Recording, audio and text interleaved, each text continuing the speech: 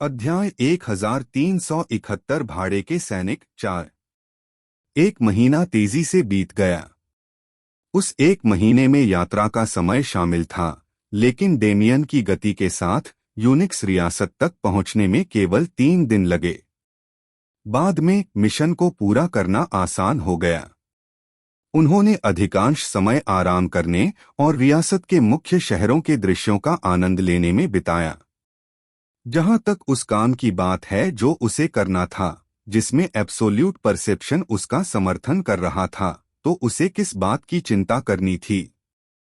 एक महीना बीतने तक उसके पास वापस रिपोर्ट करने के लिए पर्याप्त से अधिक जानकारी थी, और जब उसने इसे सेबेस्टियन को दिया तो उसे पता चला कि उसने वास्तव में उससे कहीं अधिक किया है जो उससे अपेक्षित था। हालांकि उसे इसकी परवाह नहीं थी। वह यहाँ काम करने आया था, इसलिए ठीक से काम करेगा। उस मानसिकता ने उन्हें बिना आराम के एक के बाद एक मिशन करने की अनुमति दी। पहले सूचना एकत्रीकरण मिशन के बाद, जहां उन्होंने यूनिक्स रियासत के भीतर की साजिशों और योजनाओं का पता लगाया, दूसरा काम उन्हें दिया गया था जो परेशानी पैदा करने वाली ताकतों को दबा दें। वह लड़े और मारे, संघर्ष सुलझाया और 3 महीने के भीतर वापस आ गए। अगला वर्ष पूरे पूर्वी क्षेत्र में इसी तरह की चीजें करते हुए बिताया गया। उन्होंने एक के बाद एक संघर्षों का समाधान किया और आम लोगों के लिए शांति लाई। अपने पहले कुछ मिशनों के लगभग 6 महीने बाद तक उन्हें इसका एहसास नहीं हुआ, लेकिन उनके द्वारा रोके गए अधिकांश भूखंडों को चलाने वाला एक केंद्रीय संगठन था। भाड़े के सैनिक के रूप में अपने दूसरे वर्ष के आधे समय तक वह अपनी पूरी शक्ति से उनसे लड़ रहा था। वह अपनी शक्ति को मजबूत करने के लिए डेमिगॉड के बाद डेमिगॉड से गुजरा, उनके अस्तित्व के मूल को मार डाला और चुरा लिया। आखिरकार उसने उनके नेता को ढूंढ लिया और उसका सिर ले लिया। वह एक उच्च कोटि का देवता था।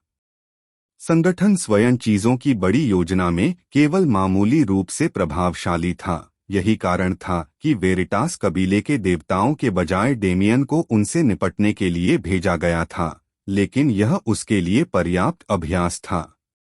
उन्होंने पूर्वी क्षेत्र में भी प्रतिष्ठा अर्जित की। डेमियन ग्रे नाम का कभी उल्लेख नहीं किया गया, क्योंकि उन्होंने इसे आसानी से नहीं बताया था। केवल वही लोग जानते थे जो इसे जानते थे। वे वेरिटास कबीले के प्रति वफादार प्रभाव थे, जिन्होंने यह सुनिश्चित किया कि वे उसकी जानकारी लापरवाही से नहीं फैलाएंगे। जहां तक उसके शीर्षक की बात है, कोई विशेष चीज नहीं थी जिसे वे उसे कहते थे। वह बहती हुई हवा की तरह आया और चला गया। उसने एक बड़े पहाड़ की तरह महान शक्ति और ताकत से चीजों को हल किया, और वह प्रकृति की आत्मा की तरह धर्मी था। लोगों की नजरों में वह एक नायक की छवि रखते थे, लेकिन भाड़े के सैनिकों और अभ्यासियों की दुनिया में अधिक शामिल लोगों के लिए वह एक राक्षस की तरह था। लोगों ने उनके द्वारा छोड़े गए दृश्यों को नहीं देखा। कम से कम इतना तो कहा ही जा सकता है कि संपूर्ण विनाश भयावह था। उनके दुश्मनों को या तो काट दिया गया या इतनी सफाई से मार दिया गया कि यह बकवास जैसा लगे। पब फ्यूचर द्वारा विज्ञापन। पर्यावरण हमेशा अस्तव्यस्त रहता था, इस हद तक कि किसी को भी आश्चर्य होता था कि क्या कोई प्राकृतिक आपदा इस क्षेत्र से गुजरी है। लेकिन किसी कारण से नष्ट हुए पर्यावरण ने अपनी जीवन शक्ति बनाए रखी और हमेशा कुछ दिनों या हफ्तों के भीतर वापस सामान्य हो जाएगा। किसी ने भी उसके तरीकों को नहीं देखा था और नहीं जिया था, लेकिन जो कुछ उसने पीछे छोड़ा था उससे जो अटकलें लगाई जा सकती थीं, उसने उसे ऐसा व्यक्ति बना दिया जिसके साथ कोई खिलवाड़ नहीं कर सकता था। वेरिटास कबीले के लिए काम करने वालों के बीच उनकी स्थिति पहले से ही उच्चतम थी, और उन्हें जो मिशन सौंपा गया वह तेजी से जटिल हो गया। पहले की तरह छोटे छोटे मामलों से लेकर डेमियन और भी महत्वपूर्ण झगड़ों में उलझ गया। उसे कई बार क्यूशू संघ की जासूसी करने के लिए भेजा गया था, और यहाँ तक कि उसे उत्तर में वेगा कबीले के साथ संबंधों को सुविधाजनक बनाने के लिए भी भेजा गया था। व्यक्तिगत लाभ के लिए वह जो संपर्क बना सका वे बहुत अधिक नहीं थे, लेकिन जो उसने बनाए वे ऐसे थे जो भविष्य में उसकी बहुत मदद करेंगे। उनकी प्रतिष्ठा और स्थिति पहले से ही वही थी जो वह तीसरे वर्ष तक चाहते थे, लेकिन उन्हें एक और समस्या का सामना करना पड़ा। यह उसके भीतर ही था। अस्तित्व एक कानून था जो कोई कानून नहीं था। इसे केवल एक कानून के रूप में वर्गीकृत किया गया था क्योंकि वास्तव में इसे कहने के लिए और कुछ नहीं था। डेमियन एक हद तक अस्तित्व को नियंत्रित कर सकता था। वह दुनिया को समझने या जीवन के उन अलौकिक पहलुओं को छूने जैसे काम कर सकता था जिन्हें अन्य लोग नहीं देख सकते थे। हालांकि वह सक्रिय रूप से अस्तित्व को अपनी इच्छानुसार स्थानांतरित नहीं कर सका। वह उस मन को नियंत्रित नहीं कर सका जो अवधारणा का प्रतिनिधित्व करता था। क्यों? जितना अधिक उसने समस्या का सामना किया, उतना ही अधिक उसने इसके बारे में सोचा। स्वर्गलोक में पहुंचने के बाद से उसने अपने प्राधिकार में कोई प्रगति क्यों नहीं की? चाहे उसने कितनी भी कोशिश की हो, वह वैसा कुछ क्यों नहीं कर पाया जैसा वह करना चाहता था? वहां एक तरीका है। वह जानता था कि वहां था। निश्चित रूप से एक मन है जो अस्तित्व का प्रतिनिधित्व करता है। यह शून्य ऊर्जा के समान है, लेकिन इसका केवल एक पक्ष है। यह मौजूद है, लेकिन मैं इसे ढूंढ नहीं पा रहा हूं। वह नहीं जानता था कि इसे कैसे खोजा जाए या इसे कैसे नियंत्रित किया जाए। उसे वह तरीका ढूंढने की जरूरत थी। तो उसने खोजा और खोजा और खोजा।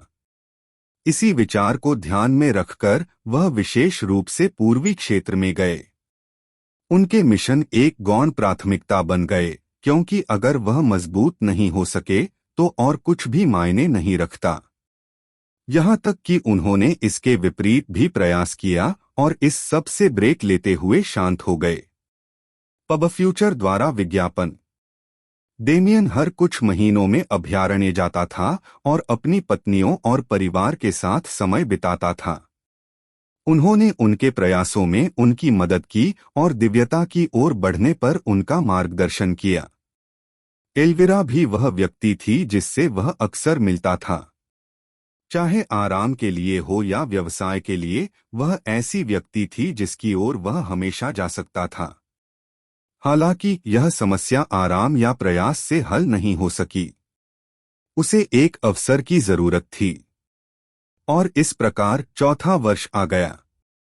इतने लंबे समय तक छाया में काम करने के बाद अंततः उसे प्रकाश में एक मिशन दिया गया।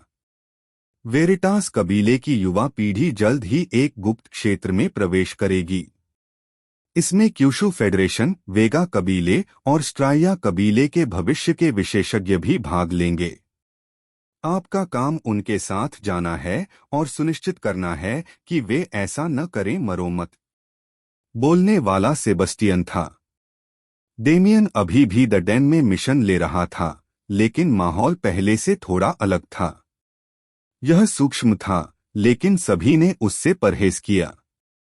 वह बार में अकेला बैठा था और किसी को भी उसके पास जाने की हिम्मत नहीं हुई। क्या यह इतना आसान है? डेमियन ने पूछा। सहजता सापेक्ष है।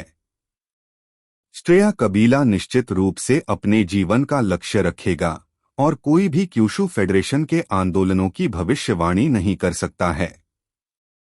डेमियन ने सिर हिलाया। उन्होंने यह समझने के लिए दक्षिण पूर्वी क्षेत्र में पर्याप्त खोजबीन की थी कि उस स्थान के हित कितने जटिल थे। इसके अलावा गुप्त क्षेत्र अपने आप में अविश्वसनीय रूप से खतरनाक है। यह हमारे पूर्वी क्षेत्र में सबसे महत्वपूर्ण प्रशिक्षण स्थान है, इसलिए आप वहां मौजूद जोखिमों और पुरस्कारों की कल्पना कर सकते हैं।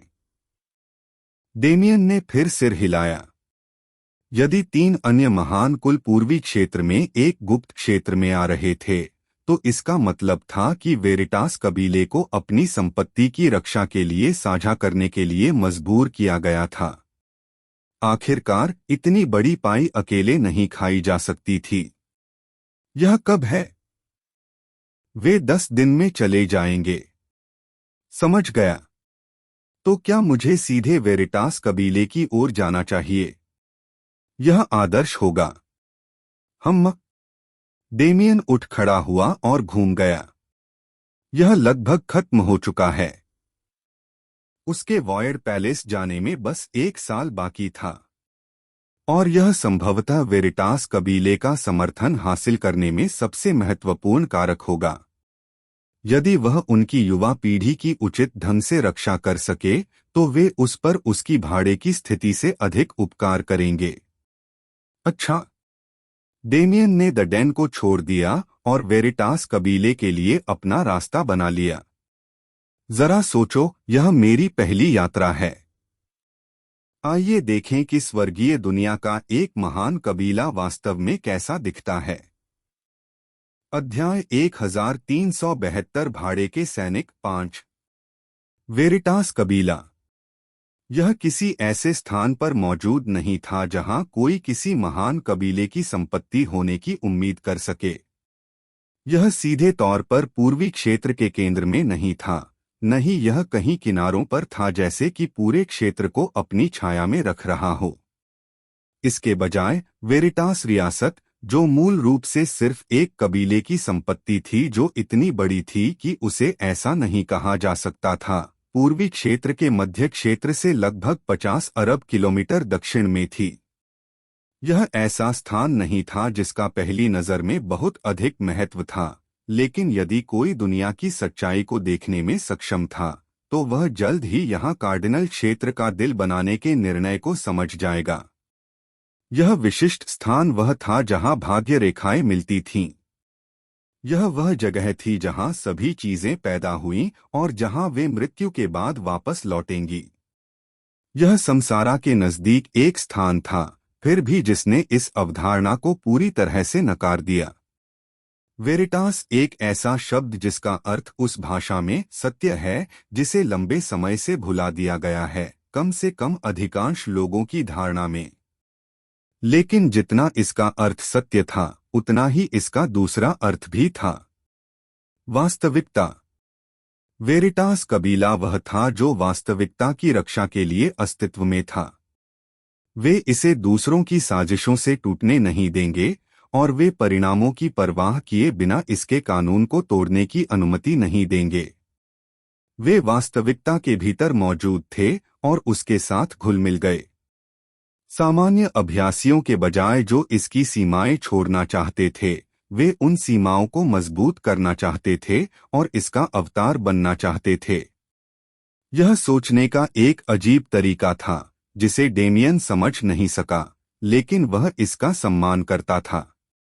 आखिरकार वे एक उचित प्रभाव थे। उनके लिए काम करते हुए बिताए गए 4 वर्षों में उन्होंने इस बारे में बहुत कुछ सीखा कि वे कैसे काम करते थे और क्यों वे दसियों या सैकड़ों लाखों वर्षों तक एक महान कबीले की स्थिति बनाए रखने में सक्षम थे। पीढ़ियां बदल गईं, जीवित लोगों की मान्यताएं बदल गईं और नवाचार और संघर्ष के माध्यम से दुनिया बदल गई, लेकिन उनकी मूल विचारधाराएं हमेशा स्थिर रहीं। उन्होंने आम लोगों की मदद की और सुनिश्चित किया कि वे स्थिर रूप से रह सकें। उनके अधीन उन प्रभावशाली लोगों को लाभ दिया गया जो वफादार और न्यायप्रिय थे, जिससे उनके लिए गद्दार बनने के बारे में सोचना भी असंभव हो गया। जीवन की गुणवत्ता अद्भुत थी, इस हद तक कि अगर कोई वेरिटास कबीले को उखाड़ फेंकने की कोशिश करता तो पूरा पूर्वी क्षेत्र यह सुनिश्चित करने के लिए उठ खड़ा होता कि वे कभी सफल न हों।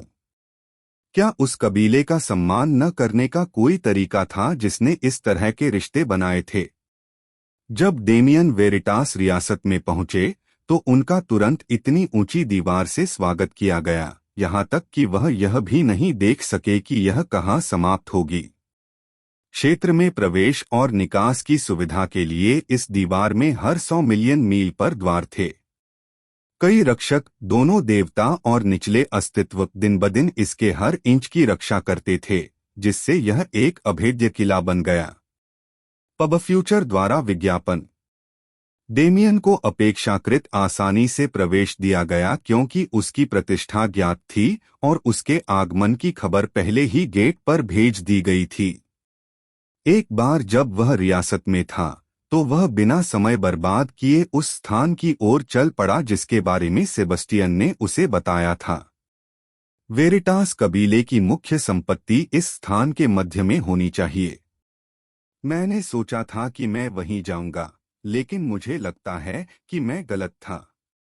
वह अब कुछ वर्षों से स्वर्गीय दुनिया में था, और जबकि वह अभी भी दुनिया के पूर्वी हिस्से से परे कार्डिनल क्षेत्रों के बारे में अपेक्षाकृत अनुभवहीन था, वह पूर्वी क्षेत्र के बारे में न केवल जानकार था, वह उनके संचालन में एक प्रमुख खिलाड़ी बन गया था, ऐसा व्यक्ति जिसके पास उन रहस्यों को जानने के लिए पर्याप्त महत्व था जो वेरिटास कबीले बाहरी लोगों को कभी नहीं बताते थे। यूलिया के समर्थन और मित्रता के साथ वह व्यावहारिक रूप से पहले से ही उनके कबीले का सदस्य था, लेकिन फिर भी वह मुख्य संपत्ति तक पहुंच नहीं बना सका। मैंने सुना है कि वेरिटास कबीला दुनिया के सभी ज्ञान का रिकॉर्ड रखता है।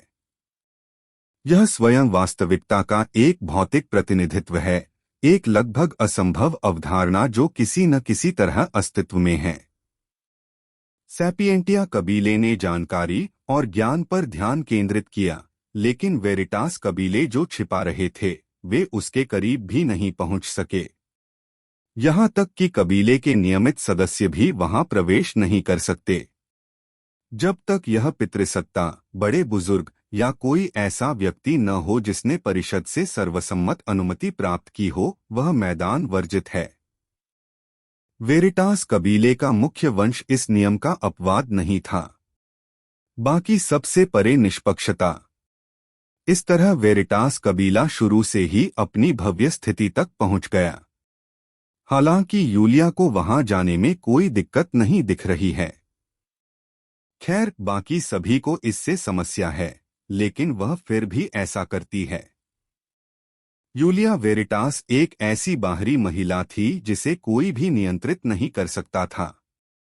उसकी असली ताकत, उसके इरादे और उसके बारे में बाकी सब कुछ इतना छिपा हुआ था कि लोग अनुमान नहीं लगा सकते थे।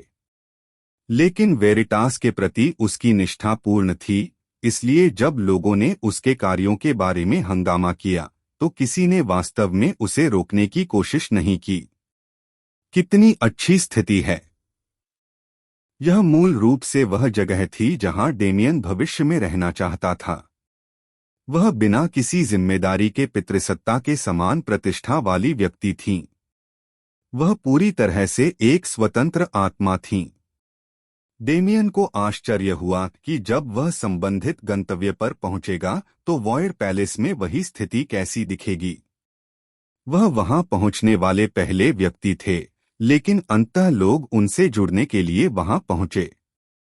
पहले 3 बज रहे थे। एक आदमी जिसकी दाढ़ी बढ़ी हुई थी और वह जंगली लोगों जैसा दिखता था, एक महिला जो उसके बिल्कुल विपरीत थी, सुंदर और शालीन थी, और एक अन्य आदमी जो प्राचीन काल के विद्वानों की तरह कपड़े पहने हुए था। वे बर्बरीक को सिर पर रखकर डेमियन के पास पहुंचे और अपना परिचय दिया। पब फ्यूचर द्वारा विज्ञापन। आप डेमियन ग्रे हैं, है ना? बर्बरीक ने कहा। मैंने आपके बारे में इतना सुना है कि नमस्ते नहीं कह सकता। आप मुझे हारुतोस कह सकते हैं। मुझे वास्तव में स्थिति या उस जैसी किसी चीज की परवाह नहीं है, लेकिन परिचय के लिए मैं वेरिटास कबीले का छठा बुजुर्ग हूं। डेमियन ने सौहार्दपूर्ण मुस्कान के साथ मुस्कुराते हुए बर्बरीक का हाथ हिलाया और उसका अभिवादन वापस किया। तुरंत बाद अन्य 2 ने भी अपना परिचय दिया। महिला का नाम रेगलिया वेरिटास था और विद्वान पुरुष का नाम टेलारियस वेरिटास था। वे क्रमशः 7वें और 8वें बुजुर्ग थे और उनके साथ वे कबीले की प्रतिभाओं की रक्षा के प्रभारी थे।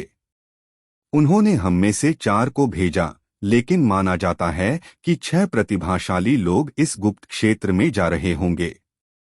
मुझे लगता है कि बड़े बुजुर्ग भी आ रहे होंगे, रेगालिया ने जोर से आश्चर्य किया। वेरिटास कबीले में 24 बुजुर्ग और 8 बड़े बुजुर्ग थे, जबकि सभी बुजुर्ग महान शक्ति वाले उच्च श्रेणी के देवता थे। बड़े बुजुर्ग कल्पना से परे सच्चे देवता थे। उनके लिए अभिनय करना। यंग मास्टर और यंग लेडी इस अभियान में भाग ले रहे हैं। टेलारियस ने डेमियन के विचारों की पुष्टि करने के लिए बात की। सुरक्षा लक्ष्य जिनकी रक्षा करने की शक्ति डेमिगॉड्स के पास नहीं थी, वे इस अभियान में शामिल होंगे। बड़े बुजुर्गों हो, यदि सच्चे देवता मात्र रक्षक के रूप में भाग ले रहे होते, यह गुप्त क्षेत्र संभवतः अपेक्षा से कहीं अधिक दिलचस्प होगा। और दिलचस्प से स्वाभाविक रूप से उनका मतलब खतरनाक था। जैसे ही उसने आकाश की ओर देखा और उन शानदार पात्रों को थामे हुए आध्यात्मिक जहाज को पास आते देखा, उसने अपने विचारों को समाहित कर लिया। एक परेशान करने वाली भावना, इससे उसका दिल भर आया। और जैसे जैसे स्पिरिट जहाज निकट आता गया, यह और अधिक प्रमुख होता गया। वह जानता था कि उसका अंतर्ज्ञान उससे क्या कह रहा था, और उसने इसे नजरअंदाज करने से इनकार कर दिया। इस बार शायद मुझे इसका इस्तेमाल करना पड़ेगा। उसने भौहें सिकोड़ लीं और अन्य 3 बुजुर्गों के साथ आगे बढ़ गया। हाँ, और मैंने सोचा कि मैं थोड़ी देर और छुप सकता हूँ। अध्याय 1373 भाड़े के सैनिक 6। स्पिरिट जहाज वेरिटास कबीले की मुख्य संपत्ति से आया था। बड़े बुजुर्ग सीधे वहां से चले गए और एक एक करके प्रत्येक पार्टी को उठाया, जिससे उन्हें एक दूसरे से परिचित होने के लिए पर्याप्त समय मिला। वेरिटास कबीले के कुलपति जूलियन वेरिटास के केवल 2 बच्चे थे। वे पहले बताए गए यंग मास्टर और यंग लेडी थे। कबीले की बाकी प्रतिभाएं संपार्श्विक रेखाओं से आईं या उन्हें बाहर से उठाया गया, लेकिन वेरिटास कबीले ने उनके साथ कोई अलग व्यवहार नहीं किया। उनका निष्पक्षता सिद्धांत हर जगह लागू होता था। जब तक किसी के पास प्रतिभा और क्षमता है, वह कुछ भी कर सकता है। वहां कोई वास्तविक वेरिटास मुख्य परिवार भी नहीं था। कबीले के मुखिया के परिवार को ऐसा ही माना जाता था, लेकिन जब भी पिछले मुखिया के पद छोड़ने का समय आता था तो कबीले के मुखिया को हमेशा प्रतिस्पर्धा के माध्यम से निष्पक्ष रूप से चुना जाता था। फिर भी इस पीढ़ी में कबीले के युवा मास्टर और युवा महिला को अभी भी बाकी लोगों से ऊपर रखा गया था। अपने रुतबे की वजह से नहीं, बल्कि अपनी काबिलियत की वजह से। जब डेमियन और बाकी लोग स्पिरिट जहाज में दाखिल हुए, तो ग्रैंड एल्डर्स ने तुरंत उनका स्वागत किया, जिनका उन्होंने सम्मानपूर्वक स्वागत किया। बाद में उन्हें अलग कर दिया गया और उन प्रतिभाओं के पास ले जाया गया जिनकी उन्हें रक्षा करनी थी। ठीक है, ऐसा ही होना चाहिए। केवल कुछ बुजुर्गों को केंद्रीय लक्ष्यों पर ध्यान केंद्रित करने के बजाय प्रत्येक प्रतिभा के पास एक शक्तिशाली रक्षक होता था जिसे नीचा नहीं देखा जा सकता था।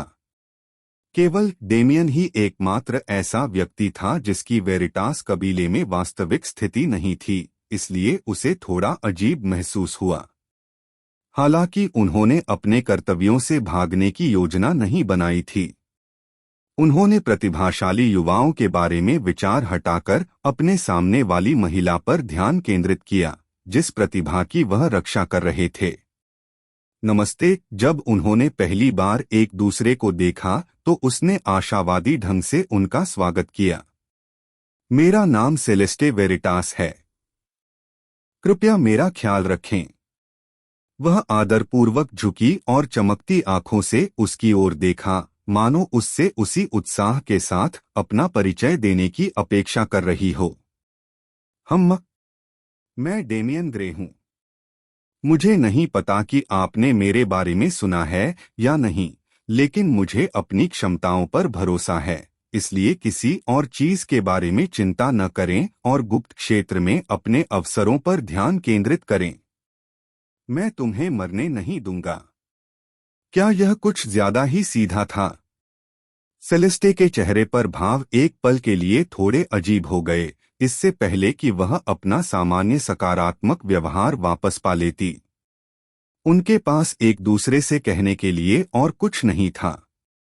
निकटतम टेलीपोर्टेशन गेट से गुप्त क्षेत्र तक पहुंचने के लिए यह 3 दिवसीय यात्रा थी, और जबकि अधिकांश प्रतिभाएं एक दूसरे से बात करने में समय बिताती थीं, सेलेस्टे को इसके बजाय डेमियन को परेशान करने की आदत थी। हाँ, कितना ऊर्जावान व्यक्ति है। उसने उसे डेमियन के अतीत की याद दिलाई, जिसके पास अनंत ऊर्जा थी और जो कुछ भी वे चाहते थे उसे करने की इच्छा शक्ति थी। लेकिन वह मुझसे क्यों चिपकी हुई है? क्या यह महज एक सनक है या? उन्होंने प्रतिभाओं के बीच एक अजीब सा माहौल देखा, मानो वे सेलेस्टे से परहेज कर रहे हों। पब फ्यूचर द्वारा विज्ञापन। उनमें से कुछ ने उसके साथ बातचीत करने की कोशिश की, जिसमें यंग मास्टर और यंग लेडी भी शामिल थीं, लेकिन कुछ ही मिनटों के बाद वे अजीब तरीके से चले गए और दोबारा संपर्क नहीं किया। या तो कबीले में उसकी स्थिति अजीब है या कुछ और चल रहा है। मैं नहीं जानता, और जब तक वे कुछ प्रयास नहीं करते, मैं इसमें शामिल होने की योजना नहीं बनाता। वह वेरिटास कबीले की प्रतिष्ठा को जानता था, लेकिन जरूरत पड़ने पर उसने उन पर हमला करने से परहेज नहीं किया। आखिरकार बिना संघर्ष के एक प्रमुख कबीले जैसी कोई चीज नहीं थी। अगर वे कुछ करने की योजना भी बनाते हैं तो यह गुप्त क्षेत्र में होगा, इसलिए मुझे अब उस पर ध्यान केंद्रित करना चाहिए। डेमियन को अभी भी इस बारे में ज्यादा जानकारी नहीं थी कि वे कहाँ जा रहे थे, लेकिन कुछ ही घंटों पहले उसे इसका वर्णन करते हुए एक जेड स्लिप दी गई थी।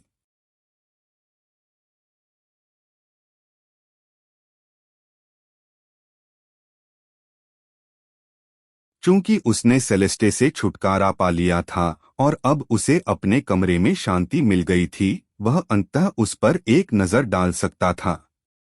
क्या यह अनाम है? वह उनका पहला विचार था। इसे हमेशा केवल गुप्त क्षेत्र या इसी तर्ज पर कुछ और कहा जाता था, कभी भी विशेष रूप से इसका नाम नहीं दिया गया।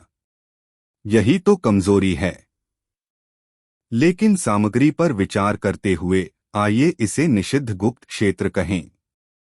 यह किसी भी तरह से अच्छा नाम नहीं था, लेकिन यह कुछ न होने से बेहतर था। साथ ही डेमियन कब से चीजों के नामकरण में अच्छा था? यह समझ में आता है कि आसपास की ताकतों, यहाँ तक कि वेगा कबीले जैसे सहयोगियों ने भी इस जगह के बारे में उपद्रव क्यों किया। यह एक ऐसा वातावरण था जो उसे परिचित लगा। यह एक गुप्त क्षेत्र था, लेकिन उसने एक ही नज़र में इसकी यांत्रिकी को समझ लिया। यह बिल्कुल प्रथम काल कोठरी की तरह है। जानकारी के मुताबिक फॉरबिडन सीक्रेट रियलम देवताओं का जन्मस्थान था। उस स्थान के प्रत्येक जानवर और प्राणी में किसी न किसी प्रकार की दिव्य रक्तरेखा थी, चाहे वह गॉडबीस्ट रक्त हो या उसके समान शक्ति वाला कुछ। प्रत्येक पौधा और सामग्री स्वर्गीय थी, और इसका उपयोग अनगिनत कलाकृतियों और खजानों को तैयार करने के लिए किया जा सकता था, जिन्हें एक सामान्य व्यवसायी द्वारा नहीं समझा जा सकता था। यह मूल रूप से केवल खजानों की भूमि थी, हालांकि इसकी अपनी यांत्रिकी थी। हर कोई केवल एक ही चीज सामने ला सकता है। इससे कोई फर्क नहीं पड़ता कि खजाने कहाँ छिपे हुए थे, भले ही उन्हें एक वैकल्पिक वास्तविकता में रखा गया हो, वे एक बार गुप्त क्षेत्र छोड़ने के बाद गायब हो जाएंगे, केवल एक को पीछे छोड़ देंगे। ऐसे तंत्र थे जिनके माध्यम से किसी को 2 या 3 को बाहर निकालने का मौका मिल सकता था, लेकिन 5 से कम संख्या से अधिक कभी नहीं। इसके अलावा किसी अच्छी चीज को हाथ में लेना और उसे बनाए रखना भी अपने आप में कठिन है। पब फ्यूचर द्वारा विज्ञापन। यह उस प्रकार का गुप्त क्षेत्र था। प्रत्येक खजाना दर्जनों अन्य खतरों के साथ होगा, और यहाँ तक कि वेरिटास कबीले को जिन खजानों के बारे में पता था वे गुप्त क्षेत्र की सतह के लगभग 5वें हिस्से में समाहित थे। बाकी का पता नहीं चला है, न केवल वेरिटास द्वारा बल्कि उन सभी द्वारा। गुप्त क्षेत्र के इस 5वें हिस्से में जब तक यह अस्तित्व में है तब तक पूरी लड़ाई होती रही है। वहां सीमाबद्ध स्टेल थे जो इसके शेष भाग को प्रवेश करने वालों से रोक रहे थे, और सच्चे ईश्वर की शक्ति भी उन्हें तोड़ने के लिए पर्याप्त नहीं थी। कैसे मजा! डेमियन को इस बात का एहसास होने लगा कि उस स्थान पर उसे किस तरह की मुठभेड़ों का सामना करना पड़ेगा और उसे किन चीजों से सावधान रहना होगा। जब मैं इसके बारे में सोचता हूं तो यह बिल्कुल नया लगता है। इस बार मैं गुप्त क्षेत्र की खोज करने वाला प्रतिभाशाली व्यक्ति नहीं हूं। वह उस बिंदु से आगे बढ़ चुका था। अवसरों की तलाश में रहने वाले व्यक्ति के बजाय वह उस व्यक्ति को परछाइयों से बचाने वाला व्यक्ति था। जब मैं इसके बारे में सोचता हूं तो यह बिल्कुल नया लगता है। उसने चीजों के पूर्व पक्ष का अनुभव किया था, लेकिन वह पहले कभी इस स्थिति में नहीं था। उसने कभी इस पर विचार भी नहीं किया था, क्योंकि उसके लिए वह अभी भी एक युवा प्रतिभाशाली व्यक्ति के रूप में गिना जाता था। लेकिन ये लोग नहीं जानते। यूलिया के अलावा किसी को नहीं पता था। वह अभी भी 70 वर्ष के थे। प्रत्येक व्यक्ति अपने स्तर पर कम से कम कुछ हजार वर्ष पुराना था। नहीं, उनकी उपेक्षा भी करें तो यहाँ के अधिकांश तथाकथित जीनियस उनसे भी उम्र में बड़े थे। लेकिन इसका अंदाजा कौन लगा सकता है? उनके बदले हुए रूप से लोग आसानी से उनकी उम्र का अंदाजा नहीं लगा पाते थे, और उनकी शक्ति के स्तर से जो आसानी से उच्च श्रेणी के देवताओं को टक्कर देते थे, कौन कभी कल्पना कर सकता था कि वह केवल कुछ दशकों का था। यहाँ तक कि यूलिया को भी इस बात से सहमत होने में कई साल लग गए। लेकिन वह भी मुद्दे से परे था। चूंकि वह इस पद पर थे, इसलिए उन्होंने इसे सहर्ष स्वीकार कर लिया। आखिरकार इस परिप्रेक्ष्य से नई चीजों का अनुभव करना अधिक मजेदार था। और 3 दिन अचानक बीतने के बाद समूह आखिरकार आ गया। दर्जनों स्पिरिट जहाजों ने एक खाली प्रतीत होने वाली पर्वत श्रृंखला के चारों ओर आसमान को सजाया। यह वह स्थान था जहां गेट उत्पन्न होगा। अगले कुछ दिनों में किसी समय वे उस स्थान में प्रवेश करेंगे। निषिद्ध गुप्त क्षेत्र। अध्याय 1374। निषिद्ध गुप्त क्षेत्र 1। 4 मुख्य समूह थे जो निषिद्ध गुप्त क्षेत्र में पहुंचे, लेकिन वे अकेले नहीं थे। भाग लेने वाले 4 महान कुलों के अलावा पूर्वी क्षेत्र के कई छोटे प्रभावों को इस अभियान के माध्यम से अपनी योग्यता साबित करने का मौका दिया गया। उनकी युवा पीढ़ी परीक्षणों और विजय का अनुभव करेगी, और जब वे बाहर आएंगे तो वे वेरिटास कबीले को उसके जागीरदार के रूप में प्रतिनिधित्व करने के योग्य लोग बन जाएंगे। उन्होंने अंदर जो भी पुरस्कार प्राप्त किया वह केवल उनका ही था। वेरिटास कबीला कभी भी हस्तक्षेप नहीं करेगा और बलपूर्वक पुरस्कार लेने की कोशिश नहीं करेगा, लेकिन कई लोगों ने इसकी परवाह किए बिना उन्हें अपना लाभ देने का फैसला किया। अन्यथा, यदि वेरिटास कबीला वास्तव में गुप्त क्षेत्र में किसी अन्य पार्टी द्वारा प्राप्त कुछ चाहता है, तो वे इसके लिए उचित भुगतान करेंगे और संबंधित कबीले को उनकी उपलब्धि के अनुरूप स्थिति में वृद्धि देंगे। इस प्रणाली के कारण सभी छोटे प्रभाव अपनी प्रतिभा दिखाने और प्रबल होने के लिए उत्सुक थे। जैसे ही आगामी घटना की प्रत्याशा बढ़ी, वे क्षेत्र के चारों ओर पंक्तिबद्ध हो गए। पूर्वी क्षेत्र के 4 प्रमुख कबीले भी भाग ले रहे थे। उन्हें अधिक रुतबे की आवश्यकता नहीं थी, क्योंकि वे पहले से ही सबसे बड़ी ऊंचाई पर थे जिस तक वे पहुंच सकते थे, लेकिन उनकी वफादारी के साथ यह केवल अनुमति दी गई थी कि वे प्रवेश करेंगे और अपनी सबसे बड़ी क्षमता से वेरिटास कबीले की सहायता करने का प्रयास करेंगे। फिर भी जब जीनियस और उनके संरक्षक अपने स्पिरिट जहाजों से बाहर निकले और नीचे जमीन पर पहुंचे, तो मुख्य खिलाड़ी जिन पर सभी ने अपना ध्यान केंद्रित किया, वे स्वाभाविक रूप से 4 प्रभावों से आए थे। वेरिटास कबीला, वेगा कबीला, क्यूशु फेडरेशन और स्ट्रेया कबीला। उनमें से 2 सहयोगी थे, जबकि अन्य 2 अलग अलग भेड़िए थे जो निषिद्ध गुप्त क्षेत्र के रूप में जाने जाने वाले स्वादिष्ट मांस के टुकड़े के भूखे थे। चारों में से प्रत्येक में 6 प्रतिभाएं थीं जिन्हें भाग लेने का अधिकार दिया गया था। जैसे ही वे एक दूसरे से मिले, उन्हें एक मानसिक लड़ाई का सामना करना पड़ा। उनकी आभा छिपी हुई थी और खुलेआम अपने विरोधियों को उकसा रही थी।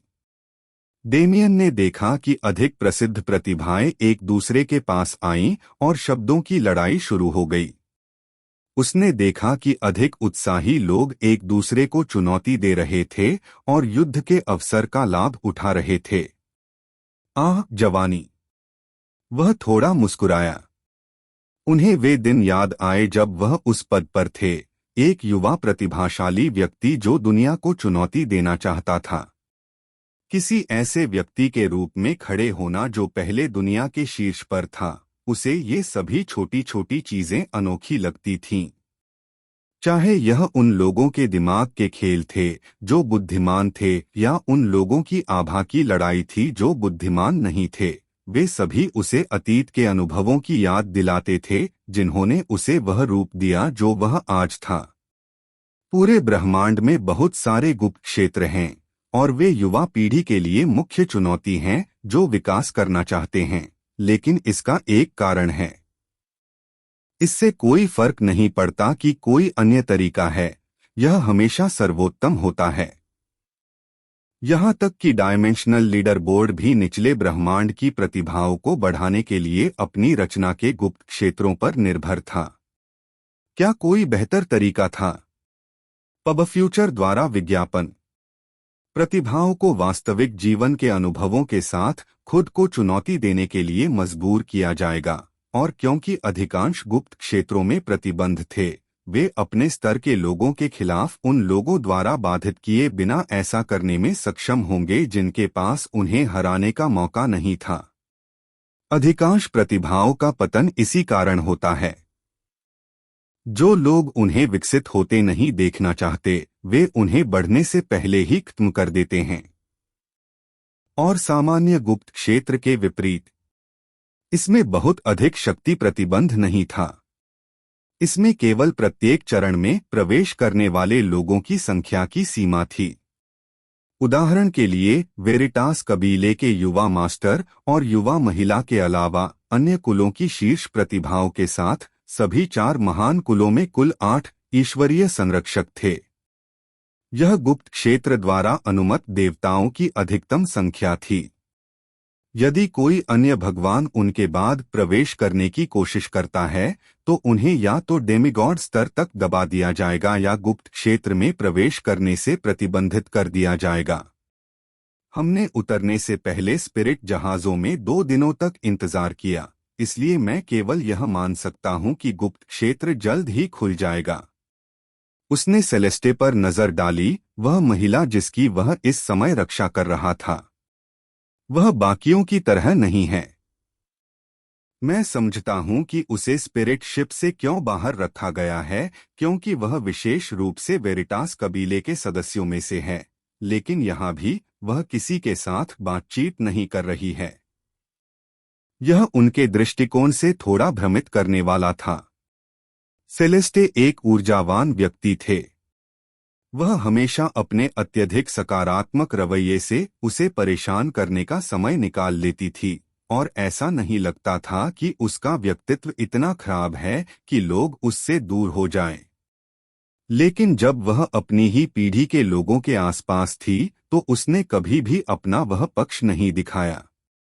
ऐसा नहीं था कि वह ठंडी और निर्दयी हो गई थी, बल्कि ऐसा लग रहा था जैसे उसने दूसरों से संपर्क करने के आत्मविश्वास के बिना एक कमजोर और असुरक्षित व्यक्ति का भेष धारण कर लिया हो। क्या वह ऐसी व्यक्ति है जिसे दूसरों के साथ खिलवाड़ करना पसंद है? उसे वास्तव में उसकी आदतों की परवाह नहीं थी, लेकिन अगर वह भविष्य के लिए योजना बनाना चाहता था तो उसे उसके सामान्य आचरण को जानना होगा। अब तक उसने जो देखा था उससे पता चलता है कि वह खुलकर परेशानी की तलाश में नहीं गई थी, लेकिन उसे ऐसा लग रहा था कि कोई परेशानी उसकी ओर आकर्षित होगी, चाहे वह कोई भी हो। हम डेमियन ने कंधे उचकाए। इस बिंदु पर अटकलें लगाना पहले से ही बेकार है। आखिरकार उसने आसमान की ओर देखा। कुछ अन्य लोगों ने भी इसे महसूस किया। अंतरिक्ष में अदृश्य रूप से उतार चढ़ाव हो रहा था। हर गुजरते सेकंड के साथ इसकी अराजकता और अधिक स्पष्ट हो गई, यहाँ तक कि उनमें से सबसे कमजोर व्यक्ति भी परिवर्तनों को स्पष्ट रूप से महसूस कर सका। यह समय है। पब फ्यूचर द्वारा विज्ञापन। मानो वह डेमियन की घोषणा की प्रतीक्षा कर रहा था। निषिद्ध गुप्त क्षेत्र का प्रवेश द्वार खुल गया। जहां अंतरिक्ष फटा वहां एक बड़ा घूमता हुआ आकाशगंगा जैसा पोर्टल बना, जिससे स्वर्ग का रास्ता खुल गया। कोई शब्द कहने की जरूरत नहीं है। यह पहली बार नहीं था जब गुप्त क्षेत्र खुला था और यह आखिरी भी नहीं होगा। जो लोग अधीर थे वे तुरंत आगे बढ़ गए, और जो लोग सतर्क थे उन्होंने प्रवेश करने से पहले थोड़ी देर तक इंतजार किया, लेकिन उनकी प्रकृति की परवाह किए बिना वे सभी 1 मिनट के भीतर प्रवेश कर गए। डेमियन और सेलेस्टे के लिए। क्या हम चलेंगे? उसने उदास स्वर में कहा। डेमियन ने रूखेपन से जवाब दिया, मैं यहाँ सिर्फ आपकी रक्षा करने के लिए आया हूँ, इसलिए आप जैसा चाहें वैसा करें। तुम मजेदार नहीं हो। सेलेस्टे थोड़ा थपथपाया, लेकिन यह सिर्फ दिखावे के लिए था। वह पहले ही पोर्टल की ओर बढ़ना शुरू कर चुकी थी। डेमियन ने उसे दिया गया छोटा जेड टोकन निकाला, जो सेलेस्टे के पास मौजूद समान टोकन से जुड़ा था। इससे उसे बिना किसी असफलता के उसी स्थान पर टेलीपोर्ट किया जा सकेगा, क्योंकि दायरे में प्रवेश करने पर हर कोई बेतरतीब ढंग से फैल जाएगा। और जैसे ही वह अंदर आई, वह भी अंदर चला गया। वास्तविकता के स्वयं को पूरी तरह से अलग रूप में मोड़ने और रूपांतरित करने की परिचित भावना के तहत वह एक नए विमान में पहुंचे, और उसने तुरंत इसे महसूस किया। उसने हवा में गहरी सांस ली। उसकी आंखें सिकुड़ गईं। उसका दिल जोरों से धड़कने लगा। यहाँ कुछ है। गुप्त क्षेत्र में निश्चित रूप से कुछ ऐसा था जो उससे संबंधित था, कुछ बिल्कुल महत्वपूर्ण। वह नहीं जानता था कि यह क्या है, लेकिन चूंकि वह यहाँ था, इसलिए वह इसे खोजे बिना नहीं छोड़ेगा। वह मन ही मन मुस्कुराया। मुझे पता था कि यह एक सामान्य गुप्त क्षेत्र अभियान नहीं होगा, लेकिन मुझे उम्मीद नहीं थी कि ऐसा कुछ होगा। पूर्वी क्षेत्र के सबसे महत्वपूर्ण गुप्त क्षेत्र के रहस्यमयी खजाने। उनके पास देने को क्या था? अध्याय 1375 निषिद्ध गुप्त क्षेत्र 2। डेमियन ने अपने आसपास नजर दौड़ाई। सबसे पहले उसने सेलेस्टे को देखा, जो कुछ ही फीट की दूरी पर थी। उसके विपरीत वह स्थानिक संचरण से प्रभावित हुई थी और वर्तमान में अपने संयम को पुनः प्राप्त कर रही थी। उसके बाद यह पर्यावरण ही था। वे एक बड़े जंगल में थे, या शायद इसे वर्षावन कहना अधिक उपयुक्त होगा। यह हरी भरी हरियाली से इतना भरा हुआ था कि इसे ऊंचा माना जा सकता था। हर दिशा में फैला हरा रंग लगभग इतना जीवंत था कि वह वास्तविक नहीं हो सकता था, और घनी वनस्पति से आकाश धुंधला हो गया था। इस जगह के समृद्ध पारिस्थितिकी तंत्र के सौजन्य से जानवरों की दहाड़े, चहचहाहट और भिनभिनाहट हर जगह से आती थी, और उन ध्वनियों से आने वाली आभा से यहाँ चारों ओर सब कुछ दिव्यता तक पहुंच गया है। यह बात डेमियन ने नहीं, बल्कि सेलेस्टे ने की थी। होश में आने के बाद उसे भी अपने आसपास की हर चीज का एहसास हुआ और वह तुरंत सतर्क हो गई। डेमियन ने जवाब दिया, यह बिल्कुल दिव्यता नहीं है। यह समान है, लेकिन वे सामान्य रूप से दैवीय स्तर तक नहीं पहुंचे। ऐसा लगता है कि वे दिव्यता की शक्ति वाले नश्वर प्राणी हैं। दिव्यता कुछ विशेष थी।